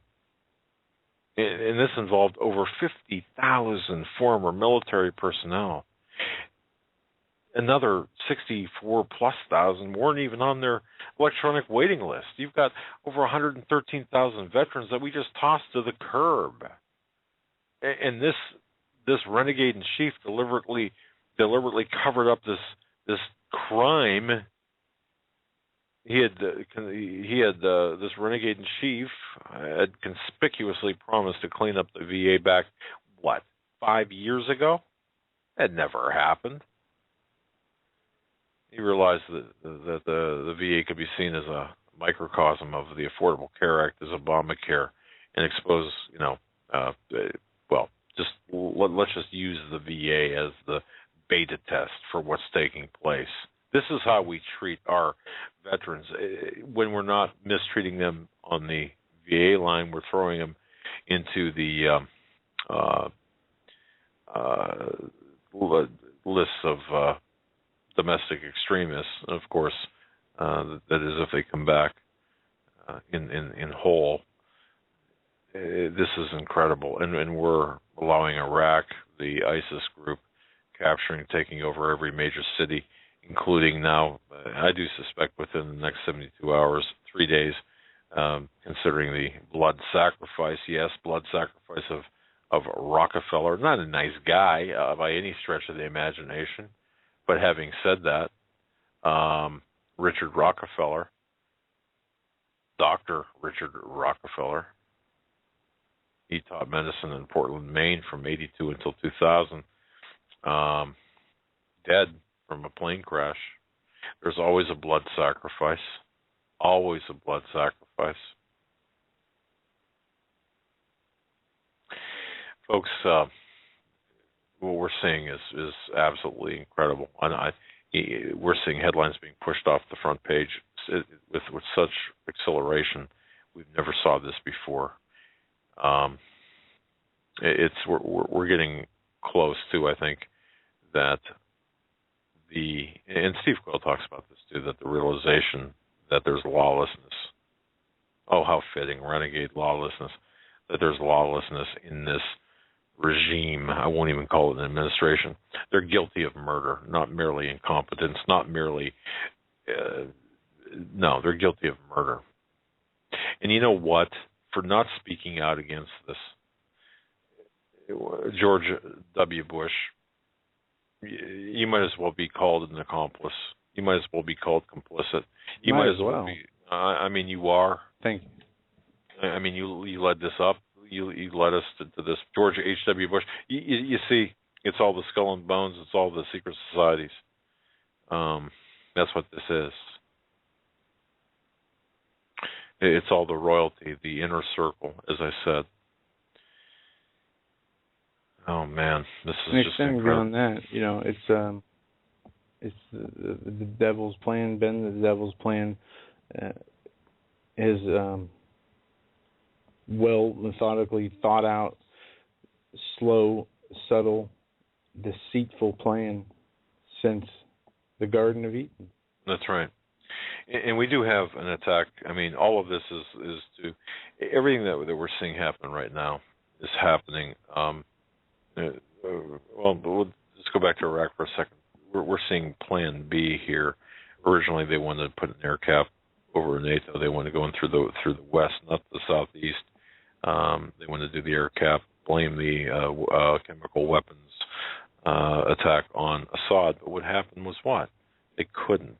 So now Kerry in December went through the Middle East, gave ISIS a green light, a thumbs up, saying we're not going to intervene, do what you will, do what thy wilt, or whilst, or whatever the word might be. But the fact of the matter is, they just gave ISIS the stepped out of the way, gave them the arms. We're arming, we armed ISIS, we armed Al-Qaeda, and Congress does nothing. So those people who are waiting for the election and midterm election, God bless you. If you think it's going to help, God bless you, because it's not going to. And as far as Biden is concerned, well, Biden is Biden. You heard him on an earlier sound clip, folks, saying the greatest accomplishment by this administration was Iraq. Well, if you've got the Muslim Brotherhood inside your organization, perhaps that's correct, especially it's even more correct today, isn't it?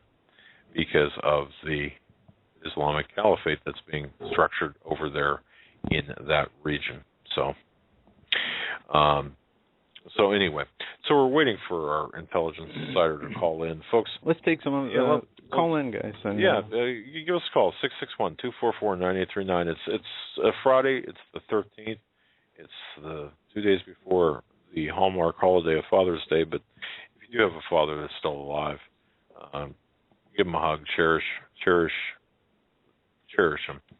You know, I lost my dad to cancer, and I watched him suffer greatly, and I watched, and he took care of me. You know, I mean, he was a great dad. So I know I was old enough to remember that. Yeah. So folks, I mean, you feel cheated because you didn't. You know, when you're younger, you don't, and you get older, you don't remember many of the things that you know. My grandmother was alive long after my grandfather. When I say long after, over a decade, and she would tell stories of you know, different things that he used to do with us. You know, take us down to the train tracks when they used to have cabooses on the back of the trains all the time. We used there was a whole bunch of different things, and you know, you feel not cheated, but it's unfortunate that you don't get to spend as much time as you'd like, or there's never enough time, at least on this earth. That's right. Except when you folks, I have a confession to make. My son beats me. I shouldn't make fun of that because I'm sure they're. Beat you? Yeah, he beat me. Yeah. WS from Springfield. I take it Springfield, Illinois writes. Gentlemen, you can add Springfield, Illinois to your list of the Sheriff's Department there just got a mine-resistant vehicle for $63,000 Federal Reserve notes. Isn't that interesting?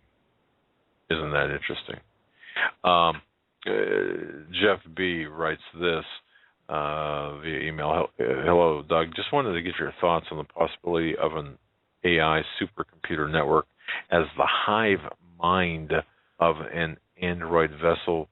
This is a verse that may speak about such a thing. Let's see. It goes to a link, and I can't get to that link right now. But, you know, the May 2nd, folks, or Jeff B., I would direct you to the May 2nd, 2014 episode. It might even be it might show up as the May 3rd episode, but it was actually on Friday, May 2nd, that we had the episode with W, with the intelligence insider, talking about this very thing, about computers, and about not only computers, but about the fact that the possibility that the Antichrist and the beast system will be based on computers. Yes. Definitely listen to the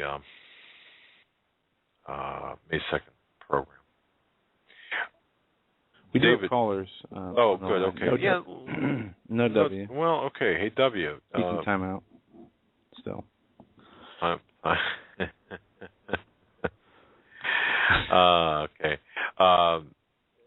So, I mean, we do. Yeah, there's a bunch of people. That's fine. I was just looking at like a page of emails. Go ahead. All right, we're going to go to 805 first. 805. Thank you for holding. You're live on the Hagmann. 805. You're live. Okay, now you're not. No, you're not. I don't think they wanted to be on air. Okay, we're going to do this. We're going to go to 940. 940, you're up next. You're live on the Hagmann and Hagmann Report. You know, they dropped off. Maybe it's a problem with the phones. Let's try this. I'm telling you, man, there's something not right with the 661. We're going to go. Wait a second. Wait. I think your back call worked. Let's see if W. Third time's a charm. W. Hello, what's going on around here anyway? Oh, my word. Did you have anything to do with those last two callers mysteriously dropping off? You zapped them off. Well, they knew I was coming, and I guess decided that they thought I was sneaking in on a different line, I suppose. Well, you do what I do. When we have somebody like you come on, we just get out of the way. For the people listening, this is an intelligence insider known to both Joe and I, known to us. We call him W just because W. Why not?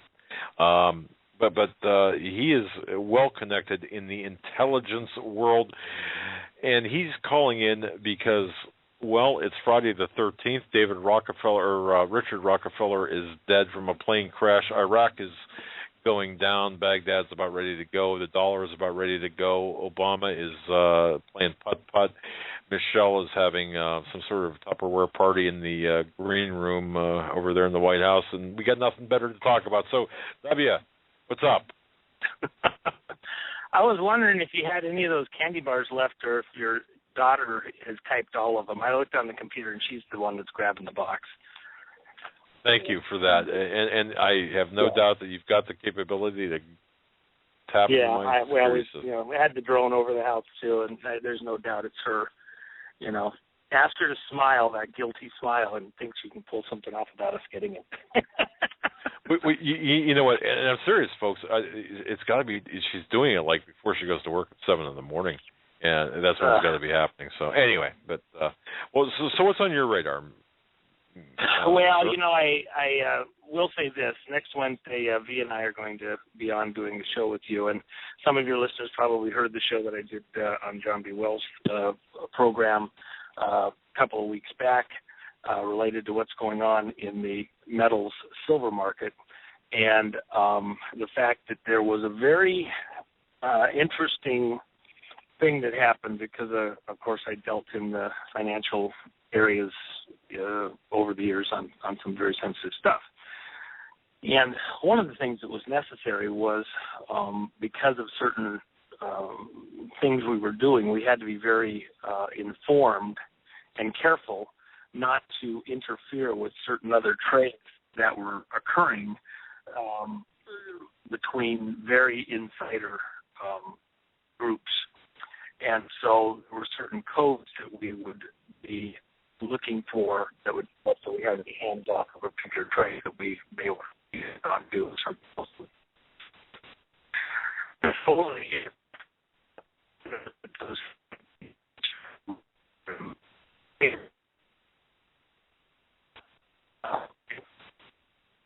Hey, W, we're losing you big time.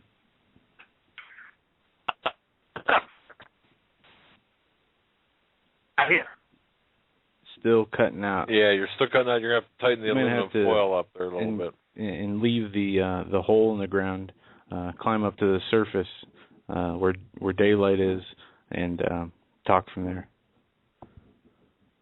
And he dropped off, yep. All right.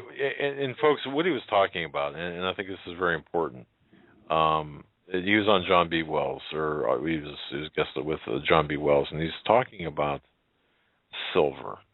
Now, I don't know how much I can say except that silver is a transformative metal.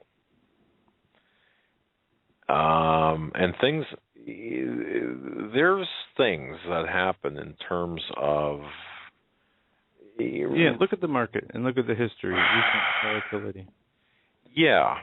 Remember that one program, folks, you might have listened to this or heard this, where certain codings, messages, symbols, things are said or done, little movements of hands, or maybe something in numbers, markets, signify certain things. Some, like housing prices, sometimes they go up, sometimes they go down. Well, yes. However, there was a method discovered, there was method or message, code, right, a code discovered. I guess I can say that. There was a code that was discovered somewhere in the industry. And with that, we have W back on. So I'll stop there and let him finish that thought. There was a code that W knew about, and I don't know if I'm allowed to say that. I just did. So W, go ahead. Okay. No, I've said it somewhat, but those there's certain variables and there's certain things that are keys. It's like in a computer code writing a program, and you have a key code. If you have the key code, you can see the rest of what is written. And so in seeing these different markets, let's just say for the sake of discussion, coffee or gold or other things, I could see inside maneuvers that were taking place between very deep insight players and anticipate possibly what some of the political, geopolitical, and business outcomes might be based on what was being communicated back and forth about trades and their situation. With that in mind, I had not seen, I think one time, a very long time ago, I saw one code go through in the silver market, and silver had been a horrible trade and for quite some time. And all of a sudden, I saw a code come through at the beginning of May, and I was like, oh, ouch, that's interesting. And then the very next trading day, the announcement came out that they were going to be closing the silver fixed desk, which is interbank once-a-day trade that happens at noon, or agreement that happens at noon to set the price of silver for the big players. And then over the next couple of weeks, I saw two more targeted at different groups. It's kind of involved. This isn't like just one or two numbers. It's a very complex code. And all three in silver. There was some very interesting key code numbers that were in there that have meaning. So with that in mind, I've been watching the silver situation, knowing that they were getting ready to make a move, make a play. And my interpretation of this is pretty precise concerning the turn date and the implications for other aspects of our market and trades. So end result is the turn date that was coded was July 15th. Doesn't mean that silver is going to outer space on July 15th or something like that. It means that was the date at which those players have to have their position kind of locked in, like post time in a horse race. At any point after that, things could turn. Now, the other, that was in one specific one, the first one. The other two were of a type that relates to paper trades, and those had to be in place immediately. And so with that in mind, I'm looking at the Mideast, and I'm looking at the dollar, understanding that silver is what we call the transformational, and it conducts current the most efficiently. That's why we have silver connections on all sorts of electronics, etc. With that in mind, if you're trying to pass energy in markets within companies, between countries, etc., silver is where you would code. And they're very much into symbology, very much into what different things mean. And V and I will get into it more, but, just think about, for example, how do you kill the vampire? Silver stake to the heart, silver bullet. What's the curative agent, ancient curative agent for disease, infection? Well, silver of monatomic silver and ointments and things like that. So if you have an ailing economy, if you have a boil, such as these bubbles that we have in our economy right now, what would you put on it? Silver's the salve. So your audience needs to be listening next Wednesday. They need to be looking at their situation, considering not the metal only. This is about a change in where we are at as a society, as a people in the world. This is signaling a transformational moment. And what was Obama's key word, amongst other words, but really the key word of his campaign? Transforming America. When the code came through in silver, my instant thought was, oh my gosh, that's a transformation moment. And now we look at what's going on. The other thing is that when that coded through, the third one coded through at the beginning of the Bilderberg conference, and those decisions are locked in weeks in advance. The people that attended were just read what had already been decided a few weeks before. So if you look at that 2 weeks before that, those decisions were locked in. They were just there to inform the rest of the people what the decisions were and how they would play their role moving forward. So I believe all of these signals tell us that we are at a crisis, critical change moment as a country, as a society, as a people, that we need to have our wits about us, pay attention. This is not business as normal. We're coming into the summer doldrums when people want to relax, enjoy their kids, go to the park. And you need to keep, live life, enjoy life, savor the moment, but be well aware that on a dime, our situation could change very dramatically. Is that working for you, Doug? Silver dime. On a silver dime, it could change. On a silver dime, yeah. You're reading. Okay, so let's change gears now, because I don't want to give away everything we're going to talk about next week with V&I. And I'm looking forward to that with V. Does such a great job. Another thing that your listeners need to be paying attention to, Rick Wiles talked about it on his show the other day, True News. Great guy, a great show. I know you are aware of him there, Doug. And we're working on getting them. Yep. And the 6-8 months ago, because I follow these things, and of course you know in part why I follow moon stuff, based on some of our discussions that happened over at Whitestone. I have very specific reasons for following everything related to the moon very closely. One of the interesting things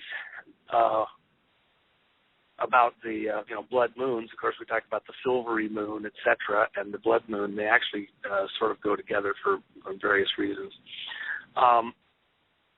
But in this moment in time, with this Friday the 13th moment, and then Richard Rockefeller passing away, these people are very into their sacrifices, blood sacrifices. You can poo-poo it and think that there's nothing to it. I will just say that these families consider themselves aliens, consider themselves reptilians, hiding in plain sight, and that they fell to Earth, and that's how they got here. And we're the apes. We're the planet of the apes. They ended up here. They fell to Earth. They've had to civilize it. They've had to populate it and build it up. And, we're the virus. Remember Prince Philip saying that if he had his choice when he comes back, he'd come back as a virus to destroy all the human life? Not because he wanted to destroy the royal family life. They consider themselves alien. So then I go back to an interesting event. If you remember the opening scene of the 2012 Olympics, and that scene is David Craig, James Bond, jumping out of an airplane with the Queen Mother, falling to Earth to the beginning of the Olympic Games. And what are they actually trying to type out for you? I would contend that they're trying to show you, amongst their own little crowd, they're trying to show the symbolism of how they got here and that they are different, genetically different than the rest of us. It's an inside joke, but it isn't really just a joke. It's an inside symbolism that they want to reinforce amongst themselves and amongst their progeny. So what happened again with George Bush 1 for the third time since he left the White House at 90 years old? He jumps and falls to the earth. That's a skydiving thing. The same type of symbology, cueing to all of the insiders. We're different. We're the other race. I know this sounds completely over the top, and there's a lot of people turning the radio off. Okay, I don't want to hear that anymore. Okay, well, I understand. I didn't say it was true. I said they think it's true. Right. They believe it's true. Whether it's true or not certainly is open to, some discussion, interpretation, etc. If you haven't read Life as an Investigator is Like a Box of Chocolates, then you better read it. The May 2nd show where we discussed what is consciousness. And I know that I spun some people's brains and damaged some bearings in their noggins. Well, all right, we can stick with oatmeal, malto meal, easy to digest stuff, Melba crackers, or we can get to the meat of the situation. These people who are in positions of authority and power in our world, who are on the move to create, to establish their New World Order, the motivator for them, they believe that this is their destiny, that they are getting rid of the problem DNA offspring and culling the herd down to their select hybrids and themselves. And that goes back to the Cain conspiracy. And so it's very important that people understand whether you think this is true or not. They think it's true. Their actions are based on this belief on their part. And just because you think it sounds crazy, well, it is crazy. But they believe it. And they're laughing at you as a defense mechanism to shut you down while they continue on their way to do exactly what their plan is, which is to institute a new world order, which they call the Great Work. And this great work is a satanic Luciferian process. They believe that they can cast spells and they can do things using the blood, including what was in the Old Testament. These families, these people, would offer their own children to idols, sacrifice them, blood sacrifice on burning altars, cutting them, killing them, because they believe that's where they got their good harvest, where they got their to win, to prevail. And they haven't changed their beliefs. Just because it's modern times, you're in modern times, they're living the same mentality they had thousands of years ago. They haven't changed a thing. We cannot drop our guard and be naive about what's going on here. And in part, their plan has always been that America is the straw man. America, her man, to be meaning sacrificed. What? Oh. If you go to Burning Man Festival out in the desert in Nevada, it started in California, and what do? They build a straw man, and then at the end of the festival, they burn him down. They all do trade, everybody shows up, and they have a big celebration while they burn him down. And this movie that came out just a few months ago with one of the big actors there, I can't think of his name now, Leonardo DiCaprio, the Wicker Man, and he goes through this whole thing looking for a child they think has been kidnapped, and then she's going to be offered as a sacrifice, and the next thing you know, he's there to save her at this big celebration. He knows they're going to do it, and it turns out she's in on it, and who's the sacrifice? He is. Caught him by surprise. What I'm trying to get to your people's mind, Doug, you have to think bigger, and you have to think more deviously. These people are extremely devious, and that's part of their modus operandi. That they want to suck us into thinking that they want our best and they're off on, the good for America, etc. And at the end of the day, they're going to sacrifice us to bring about their New World Order, because the dollar must die so they can bring in their New World current point here.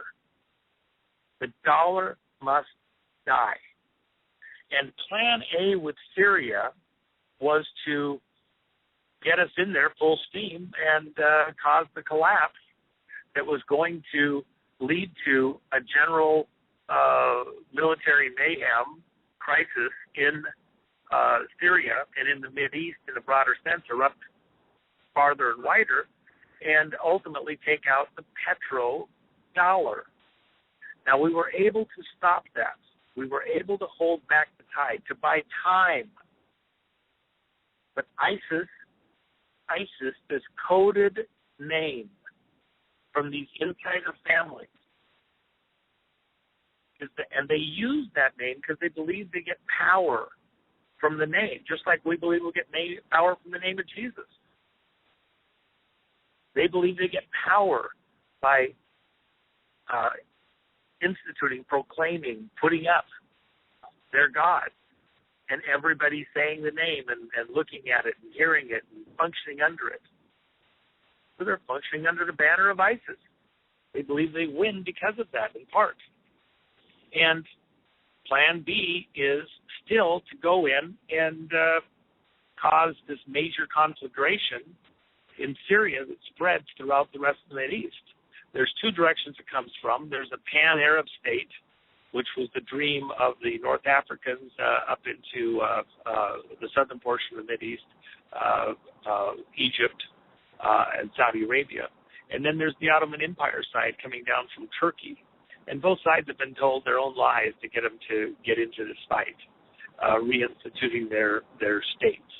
But at the end of the day, it's all still a lie. It's about creating a conflagration at the end of which the dollar is done, toast, history, pow, and the world will have to have a new currency to rebuild around because the dollar is taken out. We're the straw man. We're the Titanic, built with an appointment with destiny, an appointment for destruction in their minds. But we as Christians, we as believers, have to come against this evil, stand, say, rebuke it. I thought that the show last night was an absolutely outstanding show.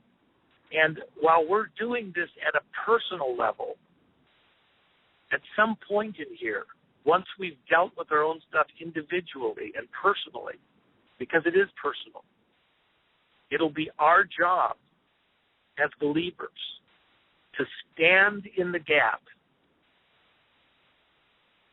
and hold back the tide and save lives from this demonic oppression, demonic possession of our land, of our place, and to come against these evils. And some of it, we're not going to stop it completely because judgment is called for. And there are things that have happened.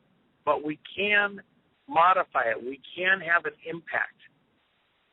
We can change what's ahead because we stand up and are counted. And that's what this moment is all about.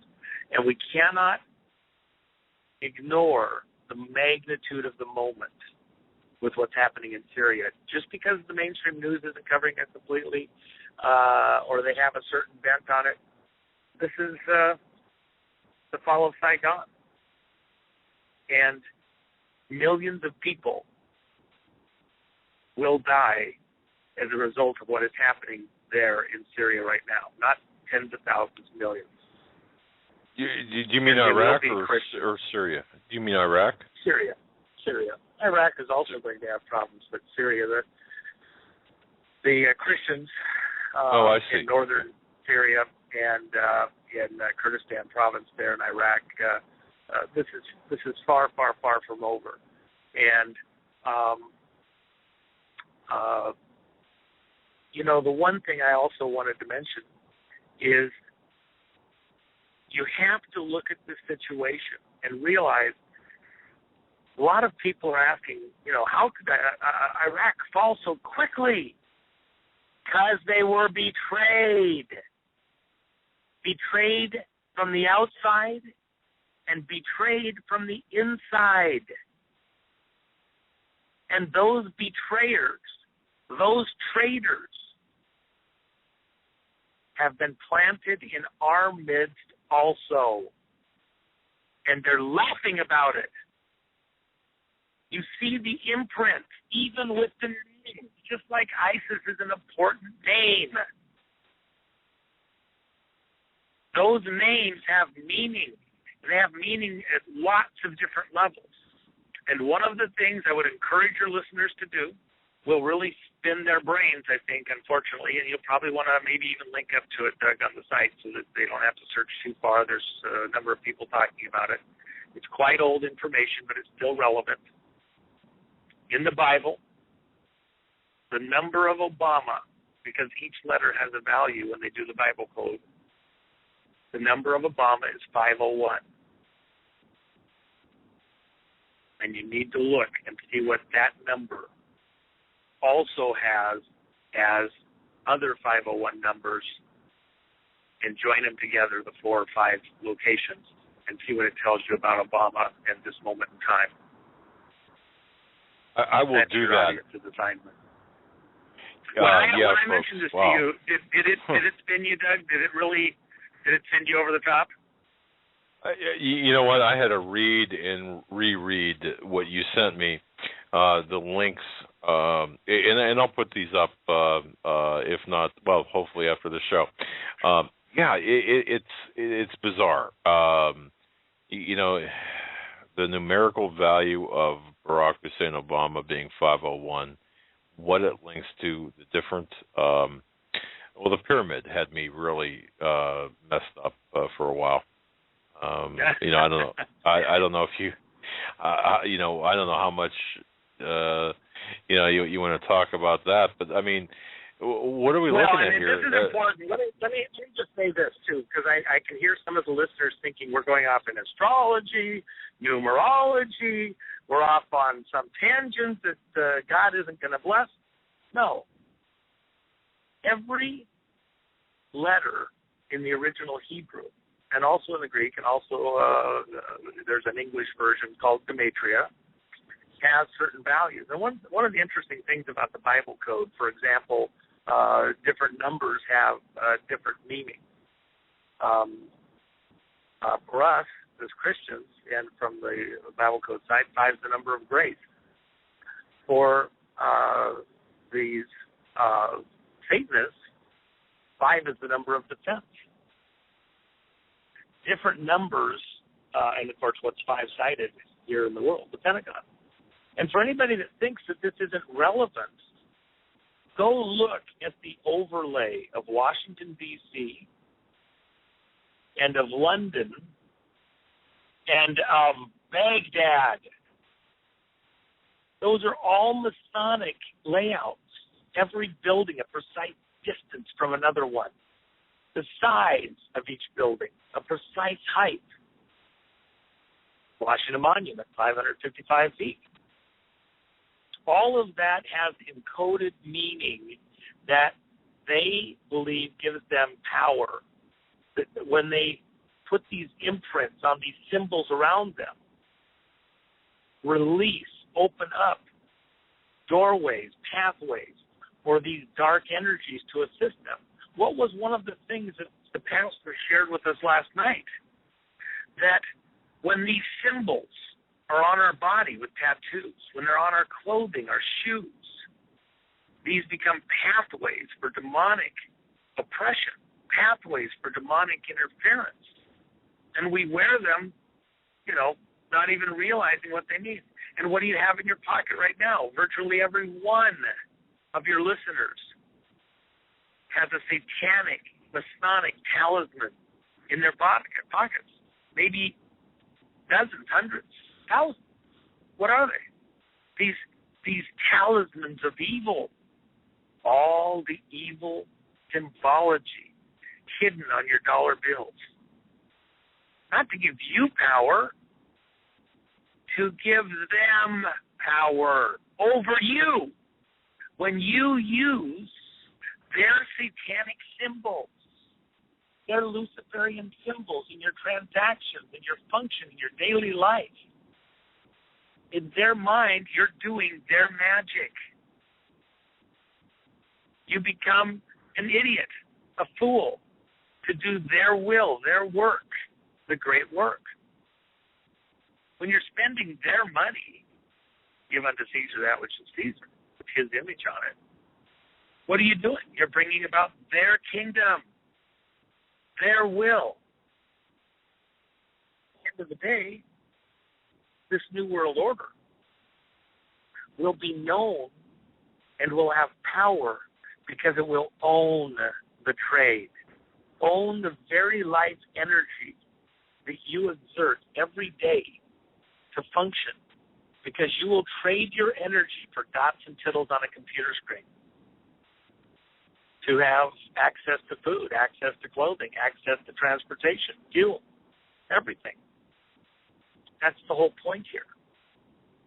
And I might add, as I mentioned to you, and I didn't add in that May 2nd show, which maybe some of your listeners want to go back and listen to that, what would be the most valuable thing to a computer? Electrons, energy. When the currency goes from being paper currency to electrons in a computer program, that's what the computer considers valuable. Computer conscious values. Because it's imprinting its value system on us, on our society, on our way of life, choking us down and making sure that everything we do serves its purposes to be viable and stay alive, even in the denser energy of the other physics. So we're at a change moment. We're at a transformational moment. It was coded through in silver. It's what this president said we were going to get at the very outset of his presidency, and we are now at that moment. If you remember, before the Sochi Olympics, I told you that Putin was keeping his powder dry. He was going to get to the Olympics. He took all of our body blows from Benghazi forward, and he played rope-a-dope. And then as soon as the Olympics were over and even a hair before they were done, what did he do? He drops the gloves, and he comes out of his corner bare-knuckled, and you're no longer in a boxing match. And no more Mr. Nice Guy. It's a bare-knuckle fight to the death, fight to the finish. It's a cage fight. We are in a cage fight. And we got, in our corner, chicken legs that can't even throw a baseball straight versus the man's man, Putin. 90 but seconds, now buddy. look forward. Now look forward. These elections coming in a few months. As soon as those elections are over, they're coming for us. Don't drop your guard. This is the big one. Pay attention. See you next week. God bless you, my friend. Indeed. We'll see you on Wednesday. Thank you so much. You can go back, disregard further bat signals. God bless you, my friend. Wow. All right. Good night, everyone. Good night. Folks, that'll do it for us tonight. That was our Intelligence Insider W. He's going to be with us with V next Wednesday. Don't forget Monday. We just have to finalize this. Stuart Rhodes, Oath Keepers, Tuesday Sandeo, Wednesday V, and W. Of course, what a team. That will be an important program not to be missed. All of them not to be missed. Just want to say, as a father, and of course as a son, just take care of your dads out there. Absolutely. Enjoy this weekend. Enjoy the time you have with your parents or your fathers, if you have a father still around, and spend time with family regardless, and enjoy it. Does that mean you're going to give me a pony? I'm not going to ruin the surprise. Okay. Folks, please have a great weekend.